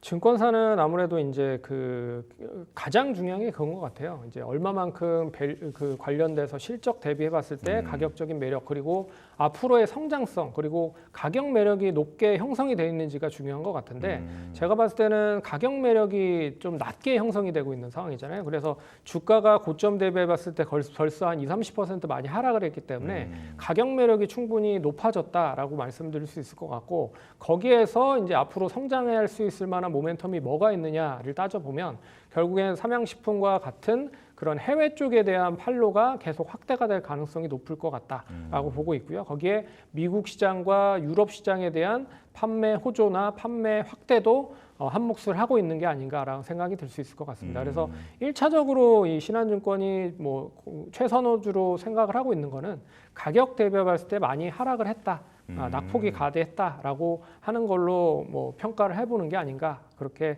언급을 드려야 될 것 같습니다. 예, 보통 이제 그 리포트를 보시면서 최선호주만 따라가는 분들도 있다 보니까 지금 평소에 궁금했던 점이라서 여쭤봤습니다. 자, 그럼 두 번째 리포트 열어보겠습니다. 바이오 FDNC인데요. 상상인증권의 리포트입니다. 목표가는 2만 원이 나왔습니다. 상반기 매출이 77억 원이다. 영업이익은 22억 원. 성장세를 보여주고 있고 식물세포 복합체 등 완제품 매출 크게 확대. 고마진 GFX 앰플형 제품 고성장 수혜 마이크로니들 제형 화장품을 출시할 예정이다. 자, 말씀해 주셨는데 K푸드 못지않은 글로벌 인기를 누리고 있는 분야가 바로 피부관리 산업 아니겠습니까? 네. 그런데 이제 바이오 FDNC 조금 생소한 분들도 있을 것 같아요. 어떤 기업인가요? 이게 이제 식물 세포주라고 해서 식물 배양, 식물 세포 배양을 전문적으로 하고 있는 그런 업체라고 생각을 하시면 될 것 같습니다. 네. 근데 기본적으로 이제 기술 특례로 상장을 한 업체예요. 근데 아시다시피 이제 실적에 구애받지 않고 성장성에 대한 모델을 가지고 있으면 기술 5년간은 실적에 위배받지 않고 기술 특례 상장을 할 수가 있는 상황입니다. 그래서 2022년에 상장을 한 그런 업체고요. 일단 글로벌적으로 봤을 때는 자사만의 특별한 기술, 이제 세포 배양 기술이 있다라고 좀 볼 수 있을 것 같아서 긍정적인 효과를 좀 누릴 수 있다라고 보고 있지만 이제 2018년의 기준으로 봤을 때 기술 특례 상장들이 엄청나게 많이 됐습니다. 그래서 네. 매년 바이오 기업들 위주로 한 20-30개 기업들이 많이 되고 있는 상황이었어요. 그래서 5년간 이제 기술 특례 관련돼서 유예를 해줬었던 기간이 23년이었잖아요. 근데 23년이 넘어가면서 이 바이오 기업들이 제대로 자리를 잘 못 잡은 기업들이 상장 폐지 실질 심사나 상장 폐지에 들어간 기업들이 엄청나게 많아졌습니다. 네. 그래서 이 관련된 기술 특례가 어떻게 보면 이제 옥석 가리기나 규제를 좀 높여야 될 가능성도 높다라고 좀 볼 수 있거가 말씀을 드릴 수 있을 것 같고 거기에 있어서 일단 수혜를 받을 가능성도 높다라고 볼 수 있을 것 같습니다. 왜냐하면 동사는 계속 이제 실적을 뒷받침을 하고 있는 기업이라는 거죠. 그래서 실적을 조금이나마 수익으로 만들고 나서 상장을 그래도 기술특례 상장을 했기 때문에 다른 기술만 가지고 있는 기업들보다는 조금 우위에 있어야 되는 게 아닌가라고 말씀을 드릴 수 있을 것 같고요. 그리고 이제 뭐 아시다시피 실적에 대한 역시 부담에 대한 부분으로 봤을 때는 긍정적인 효과를 누릴 수 있는 거리들이 많습니다. 그래서 뒤에서 언급을 해드리겠지만 동사는 이제 꾸준한 성과가 어느 정도 나오고 있고 거기에 볼륨업, 매출 볼륨만 어느 정도 이어지면 매출 원가율은 확 떨어질 수 있는 거거든요. 그래서 영업 레버리지가 엄청 크기 때문에 그런 것도 좀 눈여겨보셔야 될 것 같습니다. 예, 앞서서 이 기술 특례 상장의 어떤 현재 미비점에 대해서 설명을 해주셨는데 이제 많은 투자자들이 확 몰렸다가 관심이 생기니까 그 이후에 또 이제 빠져나오지 못하면서 어떤 피해가 발생하고 있는 점도 있기 때문에 확실한 옥석 가리기를 위한 내실 강화가 필요하다 말씀을 해주셨고요. 그리고 오늘 가지고 오신 이 리포트의 바이오 FDNC 현재까지는 이제 옥으로 보이는 기업인 거잖아요. 자, 그렇다면 리포트 내용 좀 들어볼까요? 상상인 증권에서 2만 원 매수 상향 유지를 했습니다. 그래서 보시면 이제 제목 보시면요, 에스테틱 그리고 소재 완제 전망이 밝다라고 뭐 언급을 하고 있고요. 동사는 아시다시피 앞에서 얘기했지만 식물세포 관련돼서 식물세포 배양과 기술로 이제 항노화 소재를 개발하고 있는 업체다라고 언급을 해드린 것처럼 이제 식물세포 배양하는 업체가 동물세포 배양하는 업체보다 어떻게 보면 조금 더 저렴할 수가 있습니다. 기술적인 부분에서 조금 낮을 수 있다. 그러니까 동물세포 배양을 하는 기술보다는 좀 낮을 수가 있다라고 좀 볼 수 있지만 대량 생산이 가능하고요. 그리고 저렴한 비용으로 이런 대량 생산을 진행을 할 수 있다라는 장점이 있다라고 볼 수가 있을 것 같습니다. 그래서 국내 쪽은 뭐 식물 세포 배양 업체를 동사 말고는 본 적이 없는 것 같고요. 첫 번째 단락 보시면 24년 상반기 매출이 성장이 된다. 그리고 영업이익 성장은 정체가 되고 있다. 그래서 24년 상반기 매출액을 보시면 77억이고요. 영업이익도 22억으로 진행이 되고 있다. 그래서 계속 성장을 하고 있다라고 보고 있고요. 상반기 중에 이런 매출과 영업이익을 기록했고 상승했던 이유를 보시면 이제 식물 세포 배양과 추출 매출 성장성에 대한 정체 수준이긴 하지만 식물 세포 복합제 관련된 부분과 성장 인지 복합제와 완제품 매출이 크게 증가를 하고 있다. 그래서 고마진 제품인 피부과 성형외과의 앰플 쪽 관련된 화장품에 들어가는 부분들이 엄청나게 커지고 있다. 그래서 잔주름 개선하고 스킨부터 여러 가지 하는 성격의 이런 앰플 관련된 부분이 엄청나게 이제 커지고 있다라고 생각을 하시면 될 것 같습니다. 그래서 완제품 OEM과 ODM 쪽 자체 브랜드 매출이 증가한 결과로 평가를 하고 있다라고 보고 있고요. 두 번째는 이제 마이크로니들 신제품 출시를 본격화하려고 준비를 하고 있다. 그리고 25년 성장 전망이 좋다. 그래서 마이크로니들이 뭐냐면 피부에 미세한 구멍을 내서 이제 유효 성분을 피부 속으로 전달하는 제품을 말합니다. 이 흡수력이나 이런 게 훨씬 좋은가 보죠. 그렇죠. 네. 그래서 앰플로 이렇게 앰플을 빡에서 이렇게 쪼개서 마이크로니들 관련된 부분에 그런 부분들을 이제 사용을 한다라고 생각을 하시면 될 것 같은데 첫 번째 보시면 고마진 GFX 이제 고마진 앰플형 관련된 제품이 고성장을 하고 있는 상황이다. 그래서 이 품목의 영업이익률 자체가 최소 40% 이상이다라고 보고 있어서 많이 팔면 많이 팔수록 수익에 대한 부분은 좀 커진다라고 생각을 하시면 될 것 같고요. 그리고 이제 동사 이제 상피세포와 진피세포에 대한 부분 성장 인자가 계속적으로 뭐 늘어나고 있는 상황이다. 그래서 부분들이 눈여겨 보셔야 될 것 같고 그리고 24년 상반기에 22% 성장을 했다. 근데 하반기에도 성장세가 비슷할 것으로 보고 있어서 이 관련된 매출에 대한 부분도 기대를 해봐야 될 것 같고요. 그리고 두 번째는 이제 마이크로니들 관련돼서 제형 화장품 출시를 예정을 하려고 준비를 하고 있다. 그래서 앰플형 이외에 마이크로니들 제형, 이건 주사형 관련된 부분으로 스킨 부스터를 출시를 할 수 있을 거다. 그리고 매출 확대를 추진을 하고 있다. 그래서 화순 공장에 연 120만 캐파를 막 갖추었고, 그리고 이제 수요에 따라서 추가 증설도 가능할 수 있는 캐파를 만들어 놨다라고 보고 있고요. 이게 이제 25년부터 상반기 중에 상업 매출을 시작할 예정이고, 25년부터 하반기에는 매출 성장률이 높아질 전망이다라고 보고 있습니다. 이게 첫 번째 뭐 하반기에 좀 기대를 할 만한 그런 모멘텀일 것 같고요. 그리고 의료기기 관련돼서도 사업을 좀 진행을 하려고 준비를 하고 있다. 그래서 예. 창상 비복 제품 관련돼서 여러 가지 필러나 개품 개발을 해서 수출용으로 이제 출시를 할 계획이다라고 하는 것도 눈여겨 보셔야 될 것 같습니다. 그래서 기존 사업의 여러 가지 확장을 이제 다른 쪽으로 신규 사업으로 진행을 하려고 하고 있어서 25년에 여러 가지 사업들을 같이 이 스케줄대로 진행이 된다라고 하면 매출 볼륨은 계속 커지고 있는 단계다라고 볼 수 있을 것 같아서 관심 있게 보시면 좋은 리포트라고 볼 수 있을 것 같습니다. 네, 뛰어난 기술을 토대로 말 그대로 성장기에 있는 기업이다. 바이오 FDNC 알아보고 있는데요. 자, 그렇다면 리포트 바깥의 이야기도 들어보겠습니다. 이게 이제 그 전략적인 투자자가 이제 그 지분을 좀 보유를 하고 있는 게 좀 특징이라고 볼 수 있을 것 같습니다. 그래서 네. 스위스 향료 원료 업체 지보단이라고 하는 업체가 있는데요.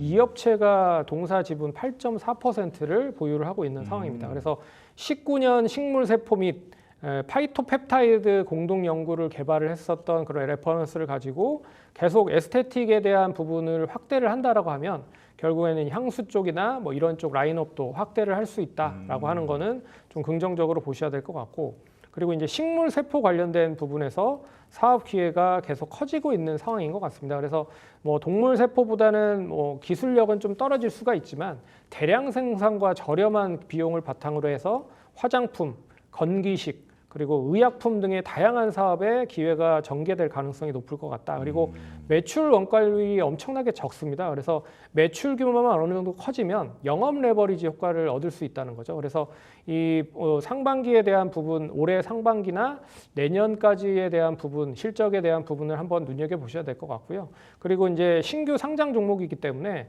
얼마나 현금성 자산이 있는지도 한번 궁금해 하시는 분들이 많을 것 같아요. 하지만 동사 24년 상반기에 현금성 자산이 460억 정도로 많습니다. 그렇기 때문에 크게 뭐 우려할 부분은 없다라고 보실 수가 있을 것 같고, 차입금도 뭐 22억 정도이기 때문에 재무 안전성도 보유를 하고 있다라고 볼 수 있어서 뭐 관심 있게 보실 분들은 뭐 관심 있게 보시는 것도 좋지 않을까, 그렇게 좀 말씀드리겠습니다. 네, 오늘 말씀을 들어보니까 건실한 기업이다. 그리고 또 성장 모멘텀도 확실한 기업이다라는 생각이 드는데, 이제 상장을 한 2년 반 전 정도 했기 때문에 아직까지는 잘 알려지지 않은 기업이지만 확실히 어떤 투자 가치가 있는 기업인 것 같습니다. 자, 바이오 FDNC 설명을 들어봤는데요. 자, 목표가 여쭤볼게요. 2만 원이 나왔는데 어떻게 보십니까? 2만 원 정도는 가능할 수 있을 것 같습니다.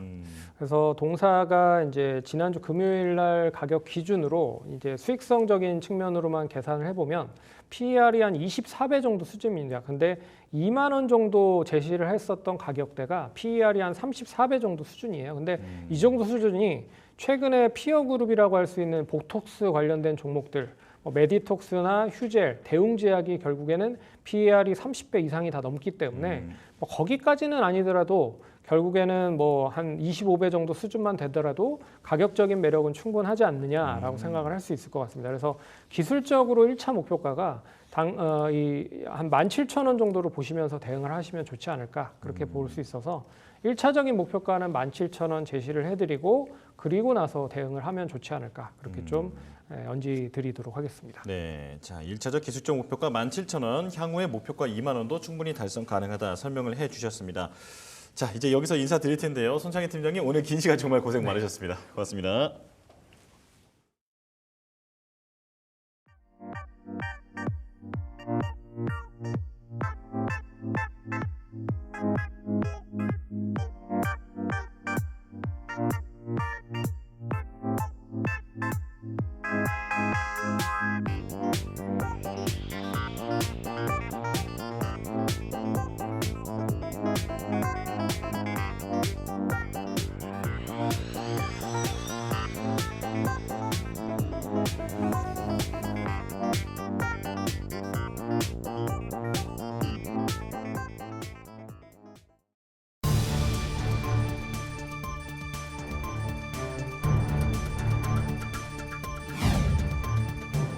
(9월 2일) 이 시각 주요 뉴스입니다.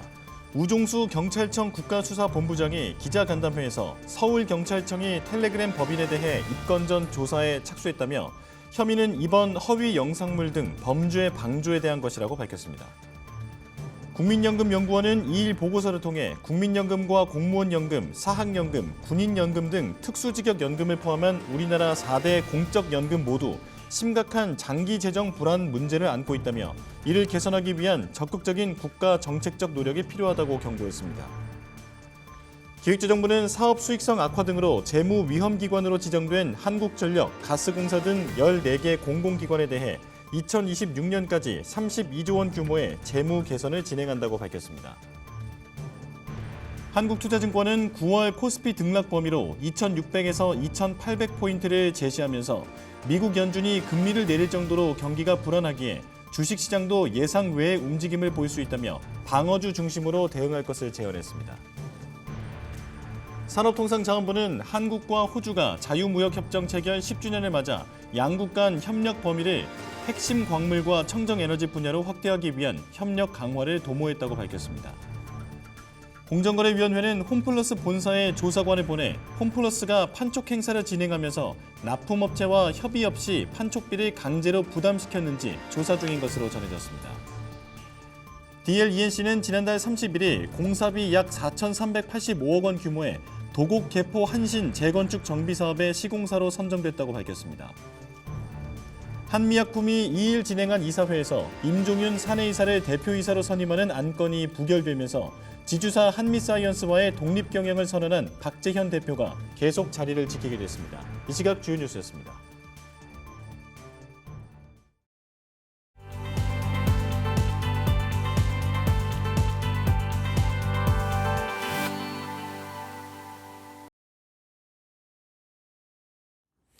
수익률 4대 전환의 종목을 엿볼 수 있는 시간입니다. 수익사와 함께 보시죠.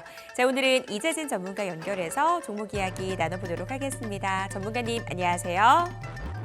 반갑습니다. 네, 이재진 전문가의 오늘의 종목 어떤 종목인가요?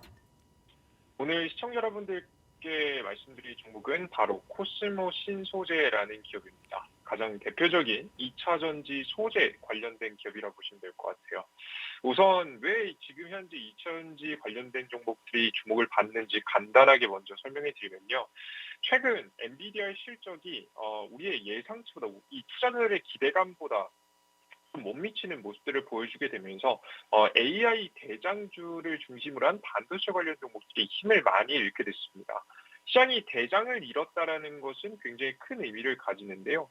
첫 번째 주식시장 상승이 좀 비교적 당장에는 어렵다라는 것이 첫 번째 확인될 수 있고요.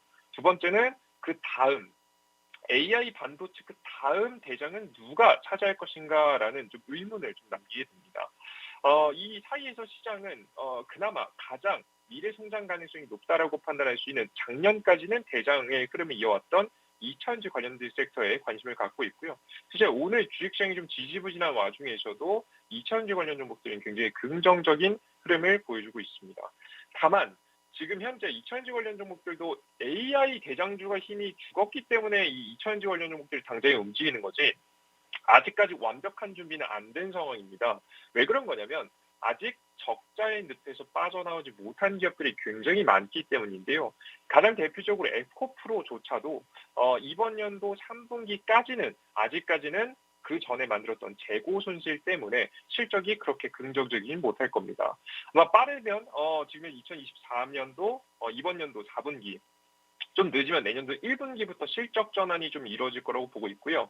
우리는 2차전지 관련 종목의 대세 상승은 그때부터 이어갈 가능성이 높다라는 생각을 좀 하시면서 시장을 지켜보실 필요가 있습니다.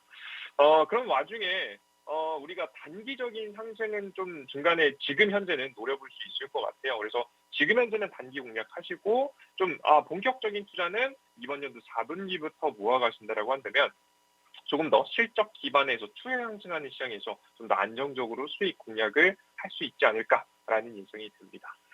일단 코스모 신소재 같은 경우에는 제가 최근에 이제 2차전지 관련된 기업들이 바로 올라가기 힘든 이유가 뭐라고 했죠? 실적이라고 설명드렸죠.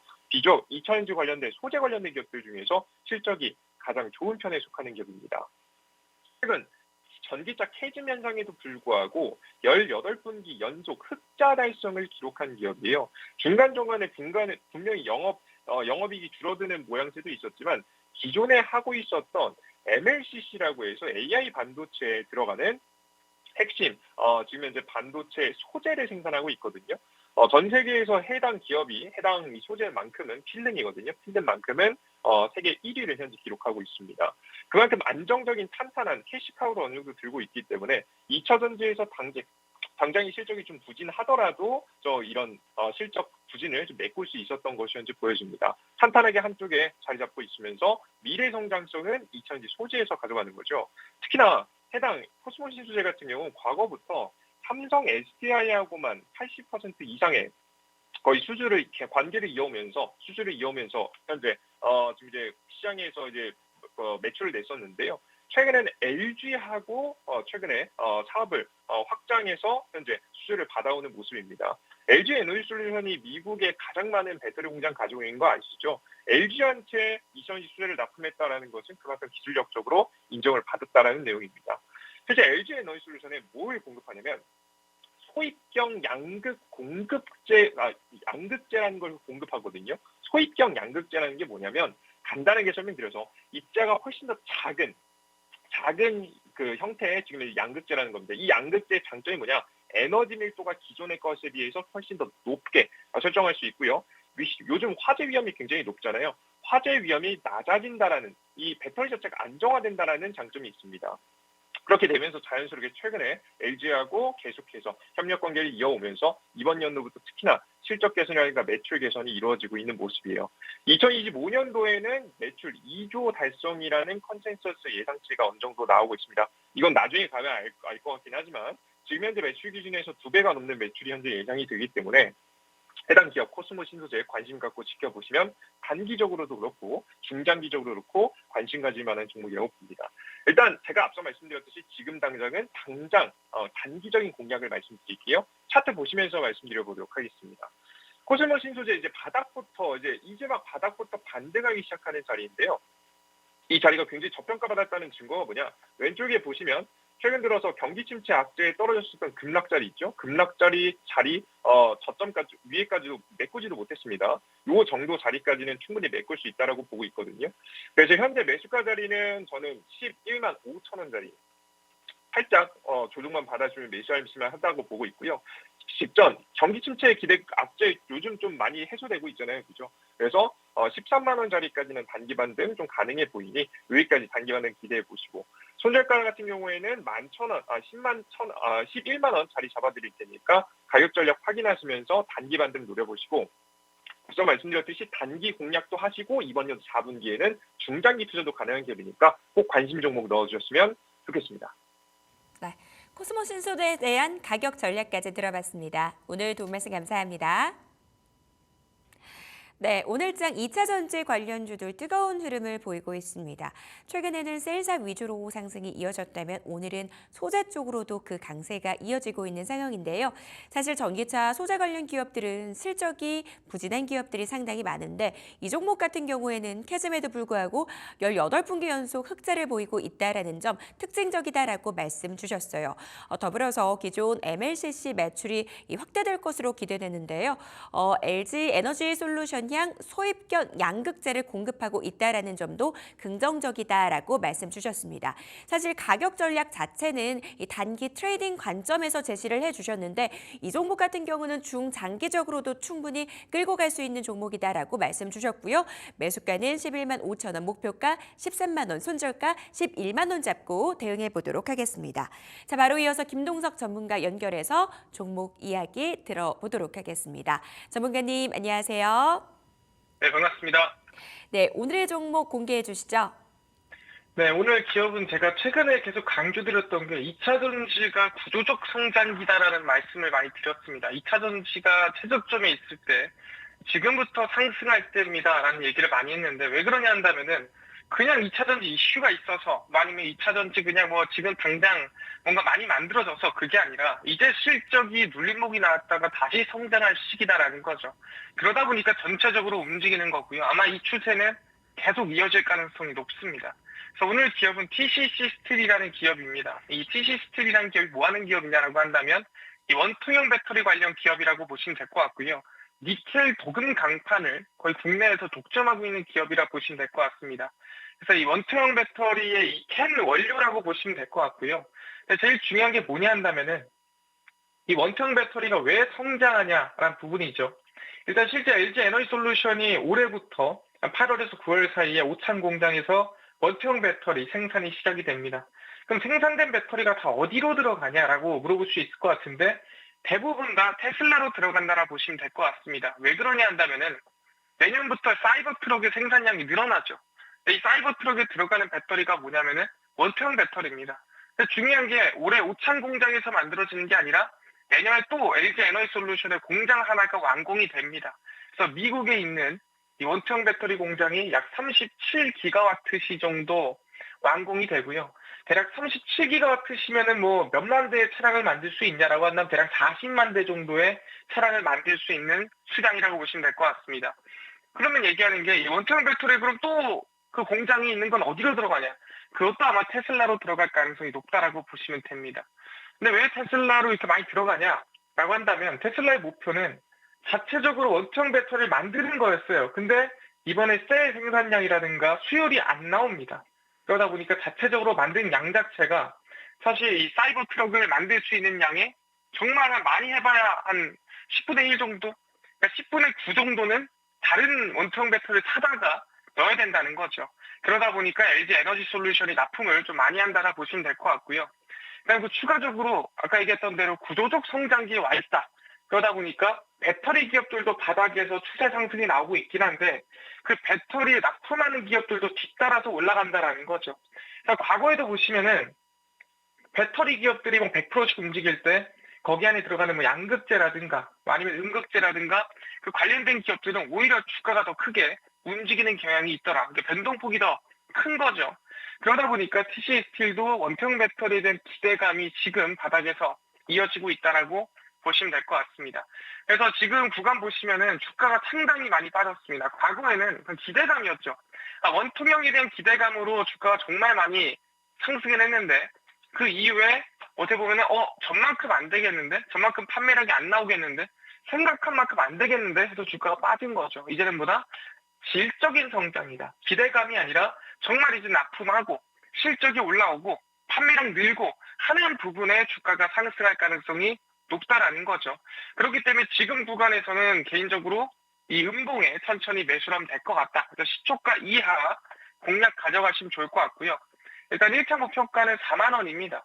이 4만 원 가격대를 보시면은 항상 이 저점을 찍어줄 때 4만 원에서 4만 3천 원 사이에 찍어주는 모습이었거든요.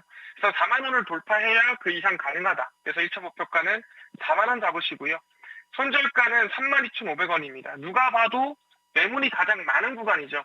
그래서 손절가 목표가 지키시면서 일단 2차 전지가 당장 오르다가 잠깐 눌릴 수도 있겠죠. 9월에 워낙에 이슈가 많으니까 뭐 결산도 있고 실제 FMC도 있고 선물업종 동시만기일도 많습니다. 하지만 뭐다?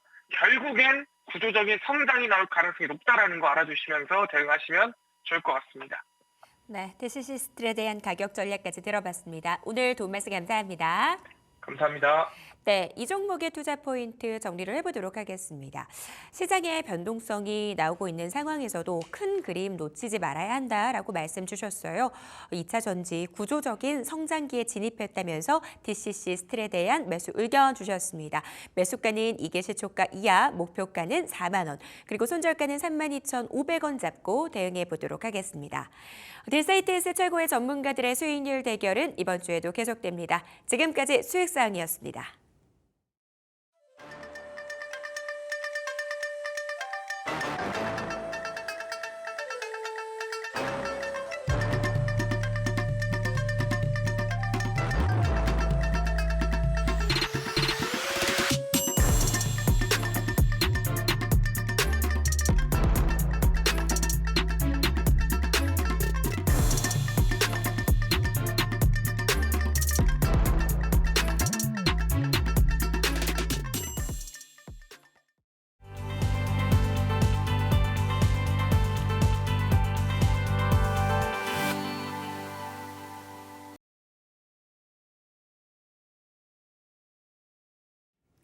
라스트 빅딜 함께 하시죠. 오늘 시장 안에서 주목받았던 종목들 체크해 보고요. 종가 매수 여부 확인하겠습니다. 네, 오늘은 이권희 위즈웨이브 대표, 유창희 오로라 투자자문 본부장과 함께하겠습니다. 어서 오십시오. 안녕하십니까. 네. 안녕하세요. 자, 오늘은 바이오 종목에서 먼저 살펴보도록 할게요. 사실 바이오 쪽은 8월에 굉장히 좋았었죠. 바이오 대장주 알테오젠부터 이야기 나눠보도록 하겠습니다. 자, 9월에 첫 거래일 바이오 종목들 좀 쉬어가는 모습인데요. 오늘의 조정을 매수 기회로 활용해봐도 될지 궁금해집니다. 알테오젠에 대한 두 분의 의견 들어보겠습니다. 두 분 모두 종가 매수 의견 주셨고요. 이건희 대표님 의견부터 좀 들어볼게요. 예, 8월에 좋았던 건 유한양이었던 것 같고요. 네. 예, 알테오젠은 1.27% 올랐습니다. 네. 8월 달에. 예, 거의 뭐 상승세는 유지하고 있는데 지금 급등 이후에 좀 쉬고 있는 국면이고요. 일단 지금 9월 23일 날 이벤트가 있습니다. 그러니까 뭐 키트로다 SC 임상 3상 종료가 9월 23일로 예정돼 있고 그게 이제 무난히 통과된다라고 하면 뭐 그 다음부터는 이제 라이센스 아웃의 그 로열티 관련된 수치에 관련된 그 다음에 SC가 얼만큼 팔리느냐 S 제형이 이거에 이제 시장 초점이 맞춰질 텐데 그 사이에 이제 그걸 기다리는 사이에 산도주와의 계약도 한 건 나왔고요. 그러면서 이제 그 계약이 포괄적으로 계약을 한 거기 때문에 바이오시밀러 시장에 지금 가장 강자로 떠오르고 있는 산도주가 이거를 이제 SJ형으로 계약 변경을 다 했다라는 부분, 전체적인 거를 다 하겠다라고 지금 알테오젠과 계약을 했다라는 부분은 굉장히 좀 의미 있다라고 보시면 될 것 같습니다. 네. 일단 그 의미는 SJ형 같은 경우, 키트로다 같은 경우는 뭐 로열티가 많아야 이제 뭐 한 5%, 적으면 한 3.3% 정도 이제 보고 있고요. 근데 지금 이 산도주와 계약했던 이 바이오시밀러 같은 경우는 오히려 지금 그 로열티 자체가 10에서 한 15% 정도를 보고 있습니다. 그래서 이게 굉장히 큰 금액이기 때문에 오히려 이게 나중에는 더 큰 효자 노릇을 할 수도 있다라고도 보고 있고요, 업계에서. 그 외에 이제 알테오젠이 또 기대하고 있는 게 지금 뭐 다이치 산교 ADC 전문 기업이죠. 표적 항암제 관련돼서도 이게 ADC를 SC로 적용하냐 마냐 지금 이제 추가 계약이 나올 거다 말 거다 이런 얘기들이 있는데 이것도 아마 하반기 안에는 어느 정도 결정이 나지 않을까 생각을 하고 있습니다. 그래서 앞으로 이제 일정 매매를 하시는 분들 입장에서도 지금 유한양행은 이제 기다리던 것이 이제 나왔습니다. 나와서 이미 주가가 좀 많이 올라갔다라고 하면 알테오젠도 물론 이제 이거를 선 반영해서 올렸다라고도 할 수 있지만 여전히 이제 기다리고 있는 마지막 이벤트가 남아 있기 때문에 그 불확실성까지만 제거한다라고 하면 알테오젠 여기서 뭐 한 40만 원까지의 랠리는 충분히 나올 수 있지 않을까 생각하고 있습니다. 대표님 추가적으로 궁금한 게 이번 하반기에 보면 이제 바이오가 주도주로 이제 기둥 역할을 확실히 해줄 것이다라는 분석은 많이 있는데 보통 전문가들은 CMO 기업을 좀 보라고 얘기를 많이 하더라고요. 알테오젠 같은 기업에 투자하는 건 어떻게 생각하십니까, 대표님? 예, CMO 기업을 보라고 하는 얘기는 뭐냐면 공부를 안 하고 싶으니까 CMO 기업을 보라는 거죠. CMO 그런가요? 기업은 단순하거든요, 그냥. 예. 수주 받고 뭐 많이 만들면 영업이익 많이 남으니까. 그러니까 바이오를 그러니까 내가 깊이 공부하고 싶지 않다라고 하는 쪽에서는 나 이것도 싫고 저것도 싫고 불확실성이 싫다라고 하시는 분들은 바이오텍을 안 봅니다 원래. 그래서 그러면 대안이 뭐냐면 삼성 바이오로직스, 바이넥스, 뭐 ST팜, 뭐 이런 그다음에 셀트리온, 예. 뭐 뻔한 얘기들 하는 거죠. 네, 그래서 오히려 그렇게 얘기하시는 분들 보면 기본적으로 바이오에 대한 공부가 좀 덜 돼 있다. 저는 개인적으로 그렇게 생각하고 있고요. 예. 그래서 지금 오히려 지금 바이오는 봐야 되는 게 물론 삼성 바이오로직스라든지 바이넥스라든지 다 좋은 기업이고 뭐 충분히 더 상승할 가능성이 있다라고 보고는 있는데 그건 이제 미국의 첨생법 관련된 이슈로 지금 보고 있는 거죠. 물론 이제 삼성 바이오로직스 실적이 됩니다만 여기서 뭐 120만 원을 갈지 110만 원을 갈지 좀 지켜봐야 될 것 같고요. 근데 오히려 지금 이제 이번에 유한양이 보여줬던 것처럼 파워풀한 건 어떻게 보면 바이오텍입니다. 그래서 바이오텍이 이게 뭔가가 이제 터지기 시작하면 이제 특히 로열티를 받는 구간으로 들어가면 굉장히 강한 흐름을 이어갈 수 있기 때문에 여전히 주목해야 되는 거는 ABL 바이오, 뭐 저는 개인적으로 그 알테오젠, 그다음에 유한양은 이미 좀 시세가 나왔고요. 그래서 리가켄 바이오 같은 종목들을 주목을 해봐야 된다. 오히려 하반기에 이쪽이 더 퍼포먼스가 좋을 가능성이 높다고 보고 있습니다. 예. 자, 그러면 이제 두 번째 종목 바로 보도록 하겠습니다. 이번엔 삼성 SDI를 여쭤볼 텐데요. GM과 미국 배터리 합작법인을 설립하는 내용의 본 계약을 체결하면서 지금 관심을 받고 있습니다. 오늘 2차 전지주 정말 뜨거운 불기둥을 보여주고 있는데 삼성 SDI에 대한 의견 여쭤보겠습니다. 들어주세요. 자, 두 분 다 자신 있게 동그라미를 들어주셨습니다. 이번엔 유창희 본부장님 의견 들어볼게요. 네, 오늘 사실은 배터리 2차 전지가 제일 강한 모습이에요. 네. 2차 네. 전지 덕분에 시장이 좀 버티고 있는 모습인데 사실은 2차 전지 상승이 나오기 시작한 거는 8월 중순부터였죠. 8월 중순에 이제 벤츠 전기차 화재가 발생한 다음에 약간 이제 BMS 쪽 그리고 좀 화재에 강한 전고체 관련된 종목군들이 움직임이 나왔었고 네. 그러면서 이게 조금 이제 8월 말로 갈수록 좀 확산이 되는 것 같습니다. 아무래도 이제 반도체라든지 뭐 자동차 그동안 시장을 이끌었던 쪽에서 조정이 나오다 보니까 약간 자금 이동이 좀 2차 전지 쪽으로 해서 나왔다 생각하고 있고 기술적이든 아니든 어찌됐든 오늘 같은 날도 큰 조정 없이 오히려 상승을 하고 또 상승폭이 확대되고 있다는 부분들을 본다면 9월 달은 약간은 단기 주도주 역할을 해줄 수 있지 않을까 그러면서 시장을 좀 방어해 줄 수 있는 어떤 모멘텀들이 좀 만들어질 수 있지 않을까 생각하고 있고요. 네. 지금 모건 스탠리 같은 경우에서도 2차 전지 관련해 가지고 약간 단기적으로 가격이 좀 많이 싸다라는 인식이 좀 있는 것 같습니다. 그래서 해외 IB 쪽에서도 2차 전지에 대해서 약간 긍정적으로 보고 있고요. 또 정부 정책에 대한 어떤 기대감들이 좀 있는 것이죠. 아까 말씀드린 것처럼 전기차 화재 때문에 전기차 포비아 이 얘기는 제가 이 시간에도 한 2번 정도 말씀드렸던 네. 것 같은데 그래서 관련된 기업들 특히 BMS 관련해서 강점이 있는 LG 에너지 솔루션이 주가가 급등을 최근에 계속 상승을 하면서 40만 원도 회복을 해줬고요. 삼성 SDI 같은 경우는 전고체 배터리 관련해 가지고 조금 더 빨리 상용화될 수 있다는 기대감들 혹은 정부 정책 지원을 좀 받을 수 있다는 부분들이 좀 이슈가 되고 있지 않나 생각을 좀 하고 있습니다. 그리고 현재 사업 부분들도 상당히 좀 긍정적으로 해석되고 있는 부분들이 많이 있다 생각을 좀 하고 있어요. 미국 법인 쪽으로 해가지고 스텔란 그 그룹으로 해가지고 약간 매출이 계속 좀 증가하는 부분들이 좀 있고요. 그리고 ESS 쪽으로 해가지고도 조금 안정적인 매출 성장이 기대가 되고 있습니다. 특히 미국은 지난번에 테슬라 실적으로도 확인했듯이 ESS 시장이 계속해서 커지고 있는 부분들이 있기 때문에 이 부분에 대해서 계속해서 좀 주목을 해볼 만하지 않나 생각을 좀 하고 있습니다. 그래서 예. 오늘도 한 4% 정도 상승을 좀 보여주고 있는데 제가 봤을 때는 일단 아까 말씀드린 대로 반도체에서 2차 전지 쪽으로 9월 달에 약간 단기적으로 주도적 역할을 해준다라면 충분히 삼성 SDI도 40만 원 정도까지 어떤 제한된 상승은 충분히 열어놓고 접근하는 게 맞지 않을까 판단하고 있습니다. 네. 9월 단기적으로 2차 전지 쪽이 시장 안에서 주도주로 떠오를 수 있다라고 말씀 주셨어요. 근데 많은 전문가분들이 2차 전지 쪽에서 셀사 쪽으로 보고 계시고 아직까지 소재 쪽은 얘기를 좀 안 해주시더라고요. 대표님께서도 셀사 위주로 봐야 되고 소재는 아직까지 좀 기회가 오지 않는다고 보시는 거예요?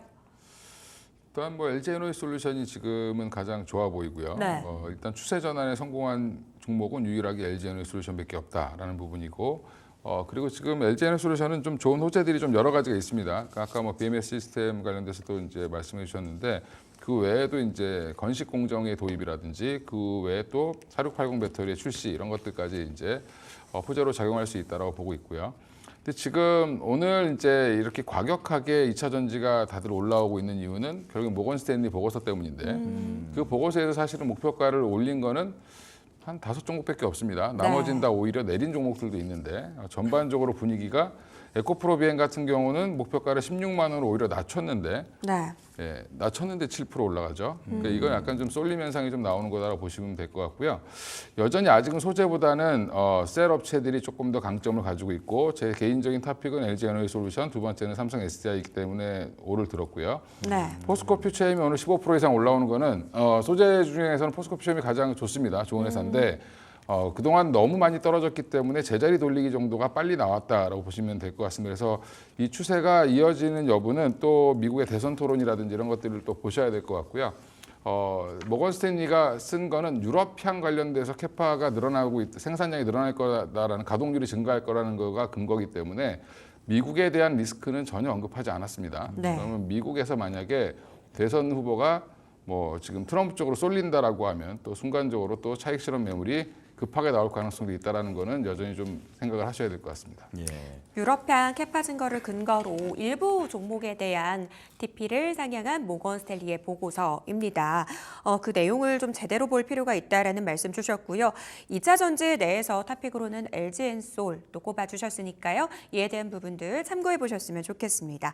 자, 오늘 화장품 쪽도 잘 가고 있습니다. 수출 데이터 잘 나와줬는데요. 그중에서 실리콘투 보도록 하겠습니다. 이 종목에 대한 두 분의 의견 들어보겠습니다. 엇갈렸네요. 이번에는 엇갈렸는데 유창희 본부장님 의견부터 좀 들어볼게요.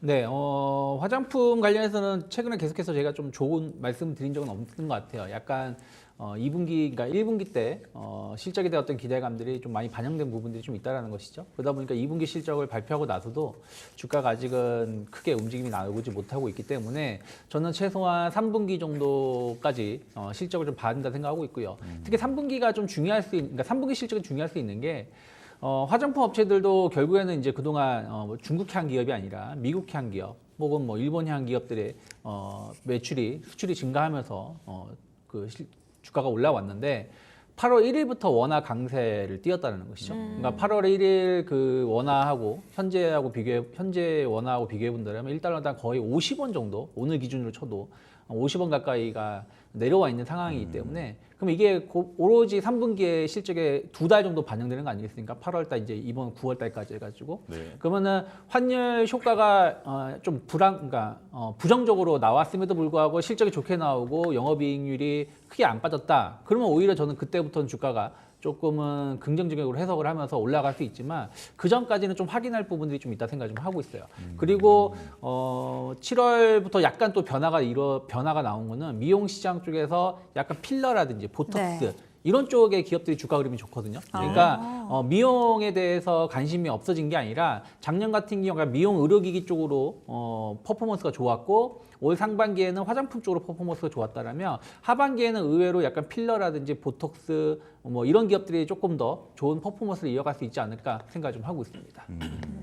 수출 추액이 우호적이지 않은 환율 환경 이어지고 있습니다. 때문에 3분기 실적 확인 이후에 대응하자라고 말씀 주셨고요. 최근에 트렌드 변화에 대해서도 말씀 주셨어요. 톡신 관련주들 하반기에 더 잘 갈 수 있다라고 말씀 주셨으니까요. 체크해 보시기 바라겠습니다. 이건희 대표님 의견 바로 들어볼게요.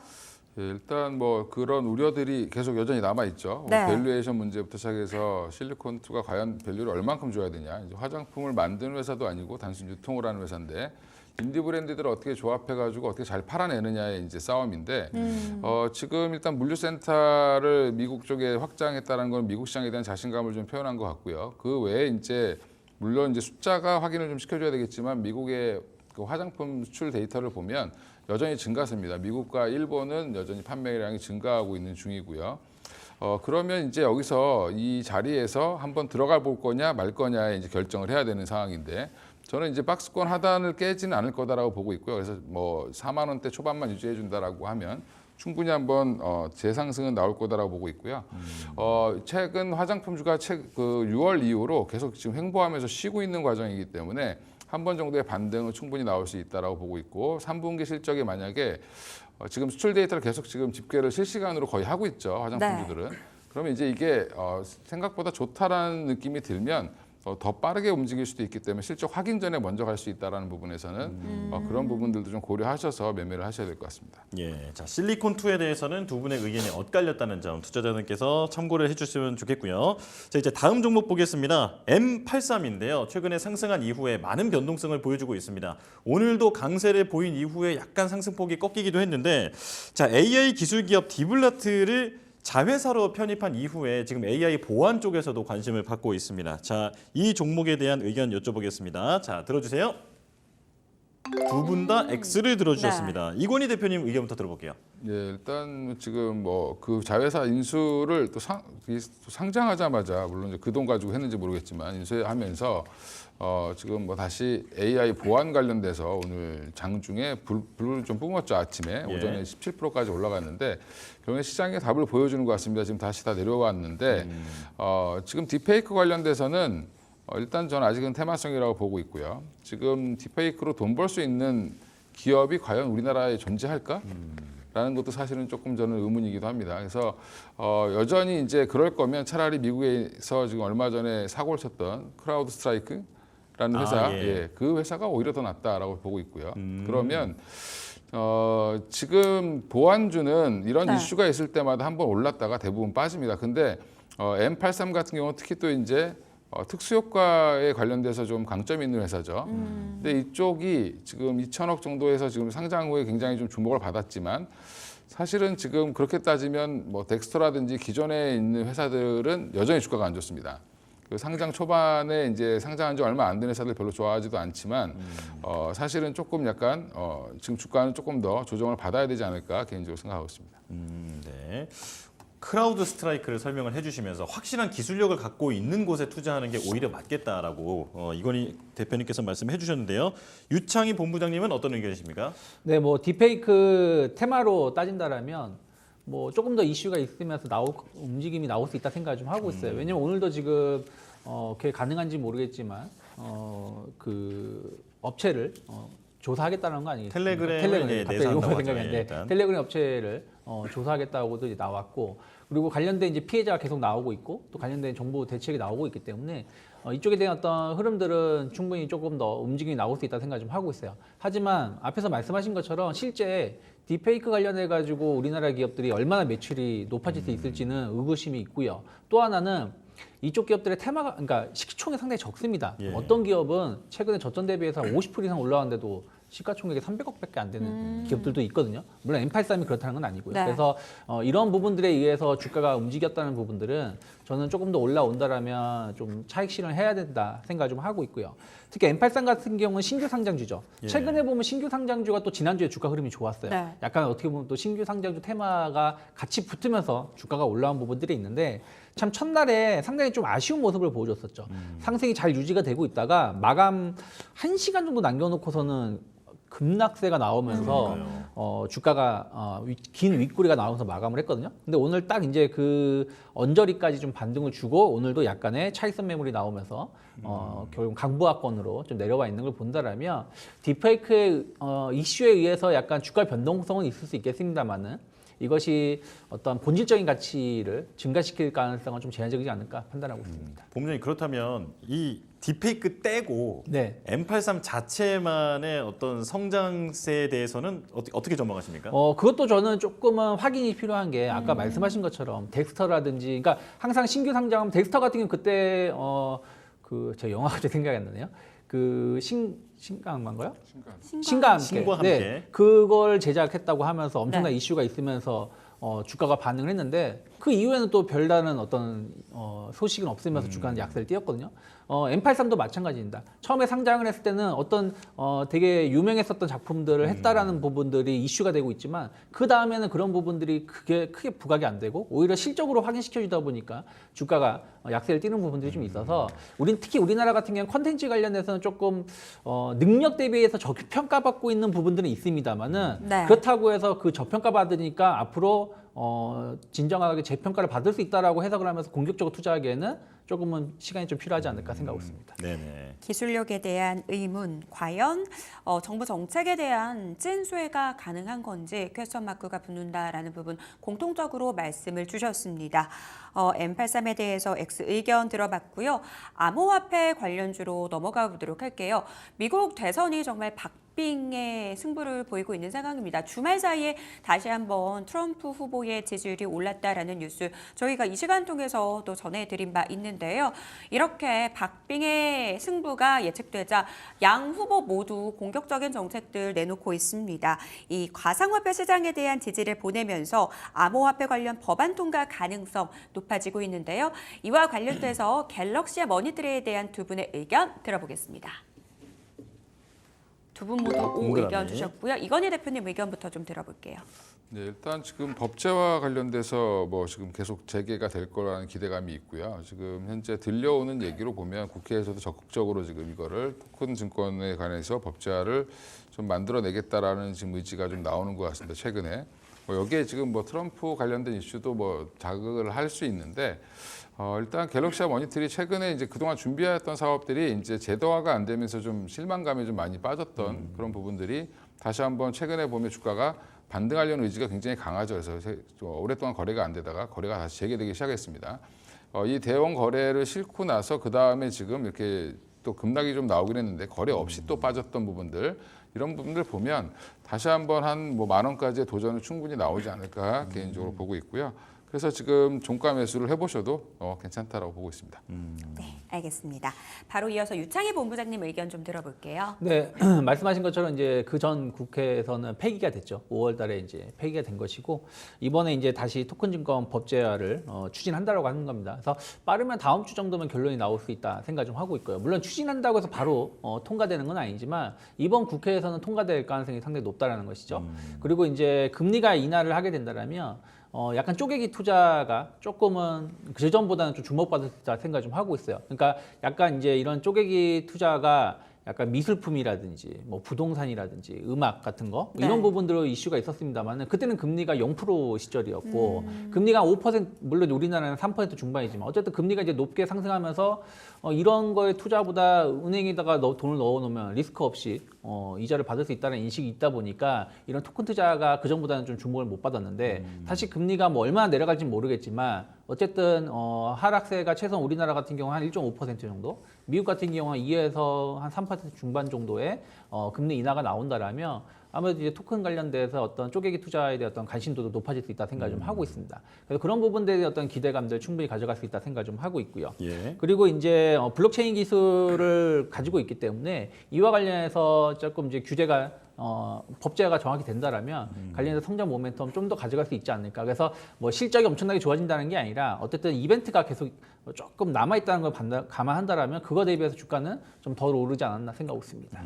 일각에서는 가상화폐 관련주에 투자할 바에는 나는 가상화폐에 직접 투자를 하는 게 수익률 측면에서 다 낫다고 본다라는 의견도 제시를 해주시더라고요. 이 의견에 대한 본부장님 의견은 어떻게 보세요?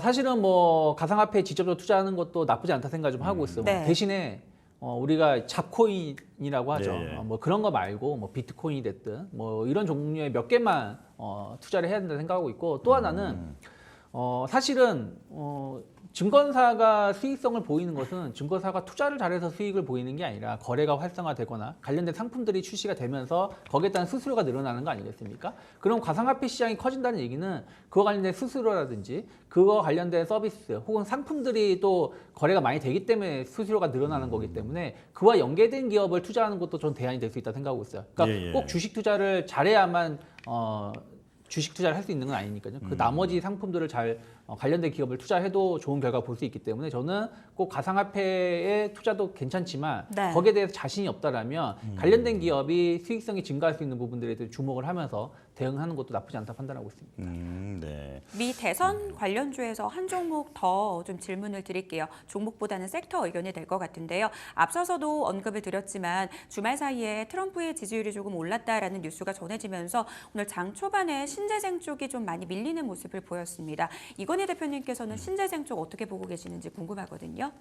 예, 국내뿐만 아니라 지금 국내는 좀 느끼지 못하시는데 네. 지금 유럽이나 미국 쪽이나 뭐 중국이나 전 세계적으로 신재생 에너지에 대한 투자는 계속 지금 증가하고 있습니다. 증가하고 있는데 문제는 이제 모멘텀의 문제죠. 그러니까 실적으로 지금 CS 윈드가 생각보다 잘 나오면서 주가가 좀 올라오긴 했지만 여전히 지금 안 좋은 흐름을 좀 조정 그 이후에 단발성으로 좀 움직이고 추세 상승을 이어가지 못하는 거는 해리스 후보라 뭐 트럼프와의 그 아직 격돌이 끝나지 않았습니다.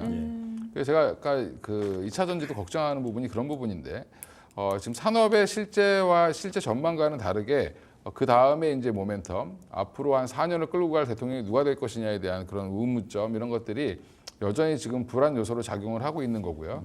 그쪽에 이제 특히 이제 신재생 에너지 쪽 관련돼서 너무 이제 격하게 좀 작용하다 보니까 해리스 지지율이 높아지면 또 강해지고 또 낮아지면 또 이제 다시 또 낮아지는 그런 형태가 좀 당분간 좀 있을 수밖에 없다라고 보시면 될 것 같습니다. 그래서 이걸 이제 불확실성이 싫으신 분들은 11월 전까지 대선 전까지는 트레이딩 전략으로 대응을 하시는 게 맞고요. 네. 오히려 이제 내가 적극적으로 담아보겠다는 시기는 뭐 2차 전지도 마찬가지고 뭐 신재생 에너지도 마찬가지인데 결국에는 좀 11월 이후에 대선의 결과를 보고 그 다음에 접근하셔도 늦지 않겠다라고 생각을 하고 있습니다. 네. 자, 그러면 유창희 본부장님께도 한 가지 네. 여쭤볼게요. 조금 전에 삼성 SDI 설명하실 네. 때 지금 주도주가 반도체에서 배터리로 지금 옮겨가고 있는 흐름이다 이렇게 말씀하셨잖아요. 그렇다면 반도체 투자자들은 어떡합니까? 이거 반도체 조금 더 기다려야 되는 걸까요? 저는 만약에 반도체 관련해서 좀 모멘텀이 좀 나올 수 있다라면 뭐 사실은 뭐 이게 또 틀릴 수도 있겠습니다만 뭐 많은 분들이 엔비디아 실적 발표하고 나면은 그러니까요. 반도체 좀 살아날 수 있을까 네. 했는데 그러진 못했어요. 그러면 전 마지막으로 봐야 될 거는 결국에는 이제 9월 아마 셋째 주나 넷째 주일 겁니다. 삼성전자보다 한 1, 2주 좀 먼저 실적 발표를 하니까요. 마이크론 테크놀로지 실적이 중요하지 않을까 생각 좀 하고 있어요. 예. 결국엔 우리나라 반도체 업체들이 연계성이 가장 높은 게 마이크론 테크놀로지 주가 아니겠습니까? 근데 지금 마이크로 테크놀로지 주가를 고점 대비 한 40% 하락해 있는 상황이고요. 하이닉스 같은 경우는 고점 대비 한 30% 하락해 있는 상황이에요. 그래서 마이크론 테크놀로지 실적이 만약에 좋게 나온다라면 분명히 좋게 나올 가능성이 높다 생각하고 있는데 그러면 삼성전자라든지 하이닉스의 실적도 추정이 가능하잖아요. 마이크론이 이 정도 그렇죠. 나왔으면 네. 삼성도 이 정도 나올 거고 그러면은 그 예상치가 우리가 생각하는 것보다 높다. 그러면 그때서는 약간 저가 매수세들 충분히 들어올 수 있지 않을까 생각 좀 하고 있어요. 그래서 만약에 저는 일정 매매를 해서 반도체를 좀 공격적으로 담는다라면 저는 한 9월 한 셋째 주 정도서부터 크게 하락하지 않고 저점을 좀 다진다는 전제하에서 뭐 하이닉스, 삼성전자를 우선순위로 좀 매수를 하고 그 다음에 약간 HBM이라든지 소재 이런 기업들 중에서 약간 실적이 좋게 나왔음에도 불구하고 주가가 최근에 한 6, 7월 달, 6, 7, 8월 달 많이 하락한 종목을 중심으로 해서 분할 매수하는 전략 가져가시면 그게 마지막 기회가 아닐까. 근데 그럼에도 불구하고 주가가 하락한다. 네. 그런 반도체는 솔직히 말씀드리면 상당히 조금은 보수적으로 좀 연말까지 봐야 되지 않을까 생각하고 있습니다. 예. 우리나라 기업들의 이 반도체 쪽에 가늠자가 될 수 있을 마이크론 테크놀로지의 실적 발표 대기하고 있습니다. 이에 대한 내용 체크해보자 말씀 주셨으니까요. 투자에 참고해 보시기 바라겠습니다. 저희는 마감 지보 듣고 돌아오겠습니다.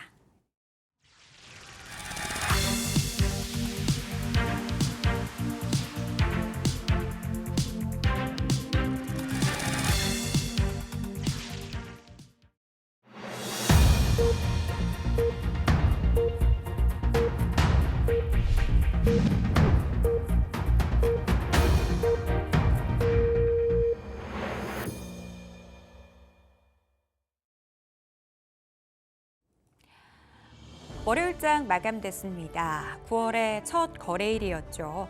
투자자들의 눈은 미국의 이 고용 데이터를 향해 있는 것 같습니다.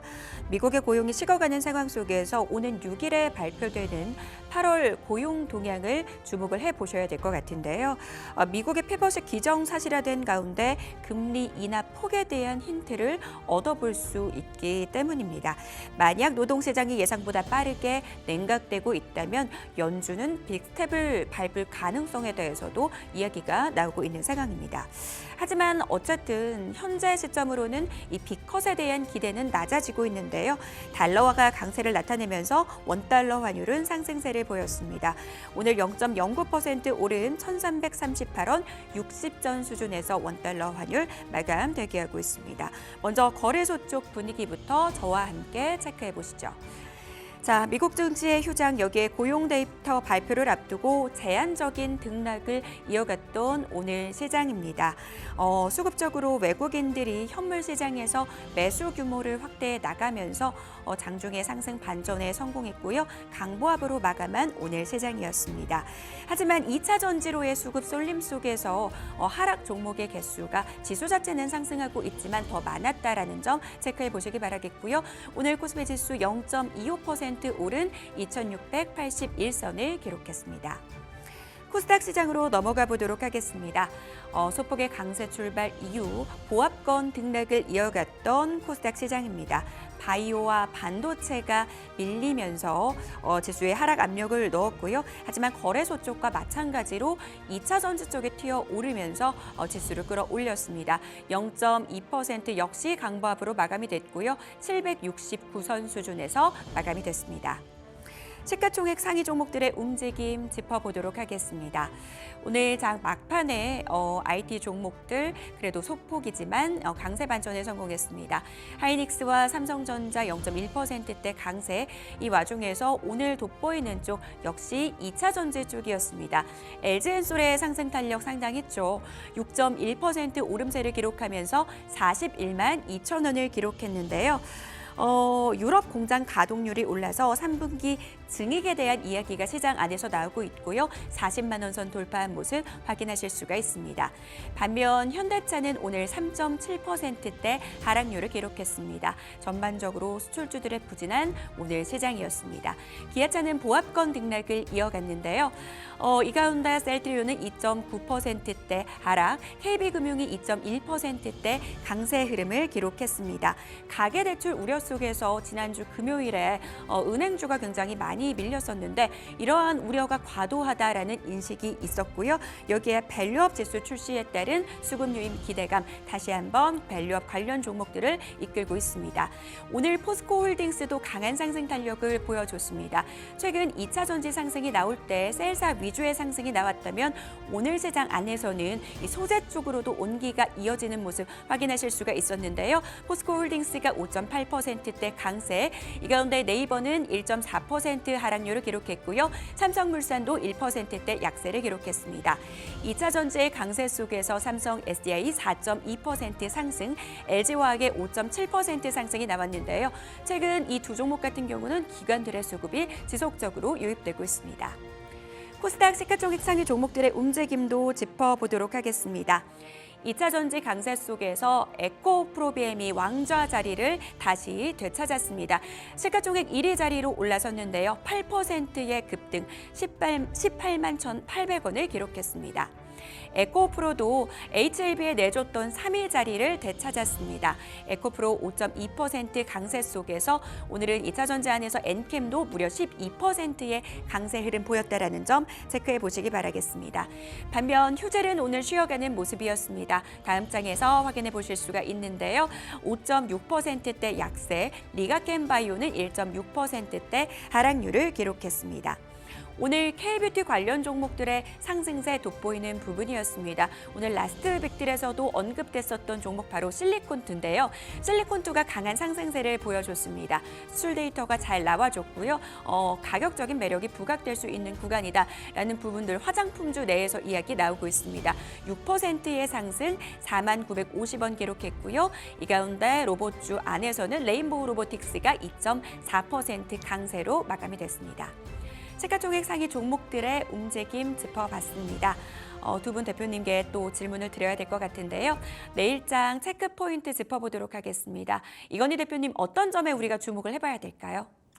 예, 일단 뭐 주도 섹터가 어디냐, 뭐 이렇게 9월 첫날 오늘 강하게 화장품과 지금 2차 전지가 굉장히 강한 흐름을 이어갔는데 2차 전지가 끝까지 강한 흐름을 이제 이어가서 끝났기 때문에 이게 추가적으로 내일까지 이어질지 여부 좀 지켜보실 필요가 있을 것 같고요. 물론 이제 막판에 이제 반도체 관련돼서 삼성전자라든지 하이닉스도 플러스로 이제 전환하면서 끝났기 때문에 그 반등 여부도 이제 내일 또 한번 보실 필요는 있을 것 같습니다. 그래서 여전히 지금 뭐 바이오도 알티오젠이 좀 종가 무렵에 급등하면서 다시 플러스권으로 전환시키면서 끝내놨는데, 그러니까 바이오와 지금 2차 전지, 그다음에 반도체 어디가 지금 더 끌고 갈 수 있는 시장인지, 또 화장품은 어떻게 또 이어질지 여부, 오늘 이제 장 후반에 좋아졌던 종목들 중심으로 해서 한번 내일 또 체크를 해보셔야 될 것 같습니다. 네. 자, 유창희 본부장님께도 여쭤보겠습니다. 자, 내일 체크해야 할 부분 어떻게 보십니까? 네, 일단 오늘 뭐 말씀하신 것처럼 2차 전지가 상당히 강한 모습을 보여줬지만 또 의미 있는 모습은 반도체인 것 같아요. 네. 아침에 하이닉스 같은 경우도 거의 한 3% 가까운 하락을 보여줬다가 그걸 이겨내면서 결국엔 강보합으로 마감을 했고요. 네. 수급 쪽으로 본다면 외국인들이 오늘 하이닉스를 일단 좀 더 봐야 됩니다만 1,000억 정도 이상 매수가 좀 유입된 부분들 좀 있습니다. 그래서 수급적으로 반도체 쪽에 좀 매수가 들어와 주면서 플러스 마감했다는 부분들, 또 기술적으로 그게 다는 아니지만 중요한 게 이탈할 수 있었던 위험했던 자리에서 어쨌든 버텨주면서 지난주 목요일, 금요일, 오늘, 그러니까 목요일은 뭐 하락을 하긴 했습니다만은 음봉이 아니라 어쨌든 시가보다 종가가 높게 나오면서 소양봉을 마감을 했고, 또 금요일에는 그 하락한 걸 대부분 돌려놨고 오늘 같은 경우도 하락했다가 결국에는 오후장 들어서 강세 마감했고 오늘은 외국인도 매수로 들어와 줬기 때문에 내일 이러한 모습이 연속적으로 얼마 이어질 수 있는지가 중요하지 않을까 생각을 좀 하고 있고요. 예. 그리고 이제 바이오주라 생각을 좀 하고 있어요. 앞에서 말씀하신 것처럼 바이오주도 아침에 좀 조정이 나왔다가 네. 낙폭을 좀 줄이면서 마감을 했거든요. 그러면 어쩌면은 약간 순환매성으로 내일 상승할 수 있겠습니다만은 의외로 계속해서 주도주가 무엇인가 현재는 이제 2차 전지를 좀 보고 있지만 그러면서도 주가 지수를 끌어올리려면 또 다른 섹터가 큰 시가총액이 큰 섹터가 좀 필요하기 때문에 이것을 반도체가 좀 맡아줄 수 있을지 여부를 좀 봐야 되지 않을까 생각하고 있습니다. 예. 업종별, 종목별 시속 게임이 지속되는 최근 시장입니다. 2차 전지, 바이오, 반도체 내에서 어떤 종목이 다음 시세를 줄지 그 시세 연속성 여부를 좀 체크를 해봐야 된다라고 두 분 공통적으로 말씀을 주셨어요. 자, 이건희 대표님 그러면 어떤 섹터 좀 주로 보고 계세요? 그 내일 뭐 사실은 이제 어떻게 봐야 되냐 지금 아마 이거 물어보면 다들 헷갈리실 거예요. 네. 네, 오늘 뭐 첫날인데 갑자기 2차 전지가 이렇게 급등할 줄 아무도 몰랐죠.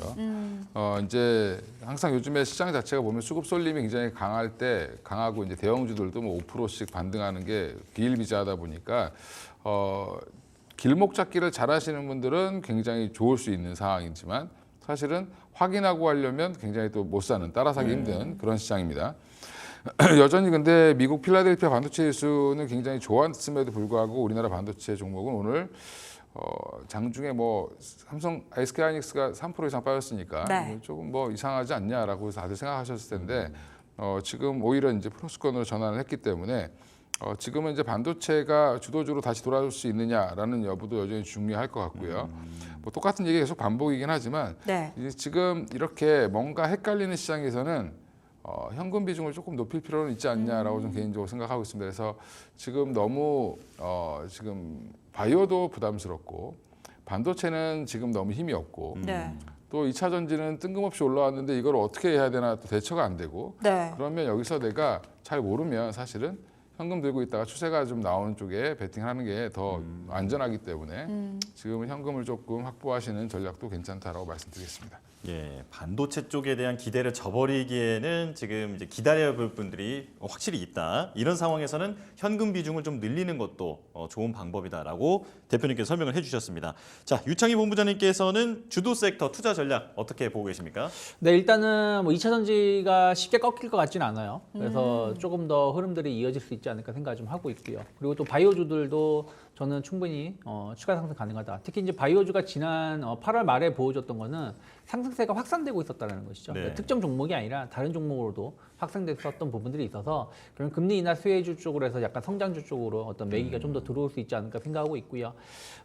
다만 이제 방향성은 전 여전히 좀 오리무중이라 생각하고 있어요. 그러니까 사실은 지수의 방향성이 만약에 뭐 2,800포인트가 됐든 뭐 2,900포인트가 됐든 어쨌든 간다. 확실하게 9월 달 중으로 쭉쭉 뻗어 간다라는 어떤 자신이 있으면 사실은 공격적으로 주식을 사도 된다는 생각을 좀 하고 있습니다. 하지만 저는 추석 전까지는 명확하게 방향이 나올 가능성은 좀 적다라고 보고 있어요. 여전히 직선은 좁은 박스권의 흐름들을 보여줄 수 있다고 생각하고 있기 때문에 그렇다면 지금은 공격적으로 주식을 사는 시간이 아니라 제가 최근 한 2주 연속 말씀드린 게 현금을 계속 꾸준히 늘려가야 되는 시기라 생각 좀 하고 있습니다. 그래서 저는 여전히 한 50에서 60% 정도는 현금을 좀 확보하는 시기라 생각하고 있고 좀 트레이딩 관점에서 어떤 매매를 아예 안 할 수는 없기 때문에 그러한 관점에서 본다면 아까 말씀드린 대로 2차 전지가 단기적으로 9월 달에 주도주로 조금은 움직임이 나올 수 있다는 부분들을 본다라면 충분히 접근 가능하지 않을까 생각을 좀 하고 있고요. 예. 반도체라든지 자동차는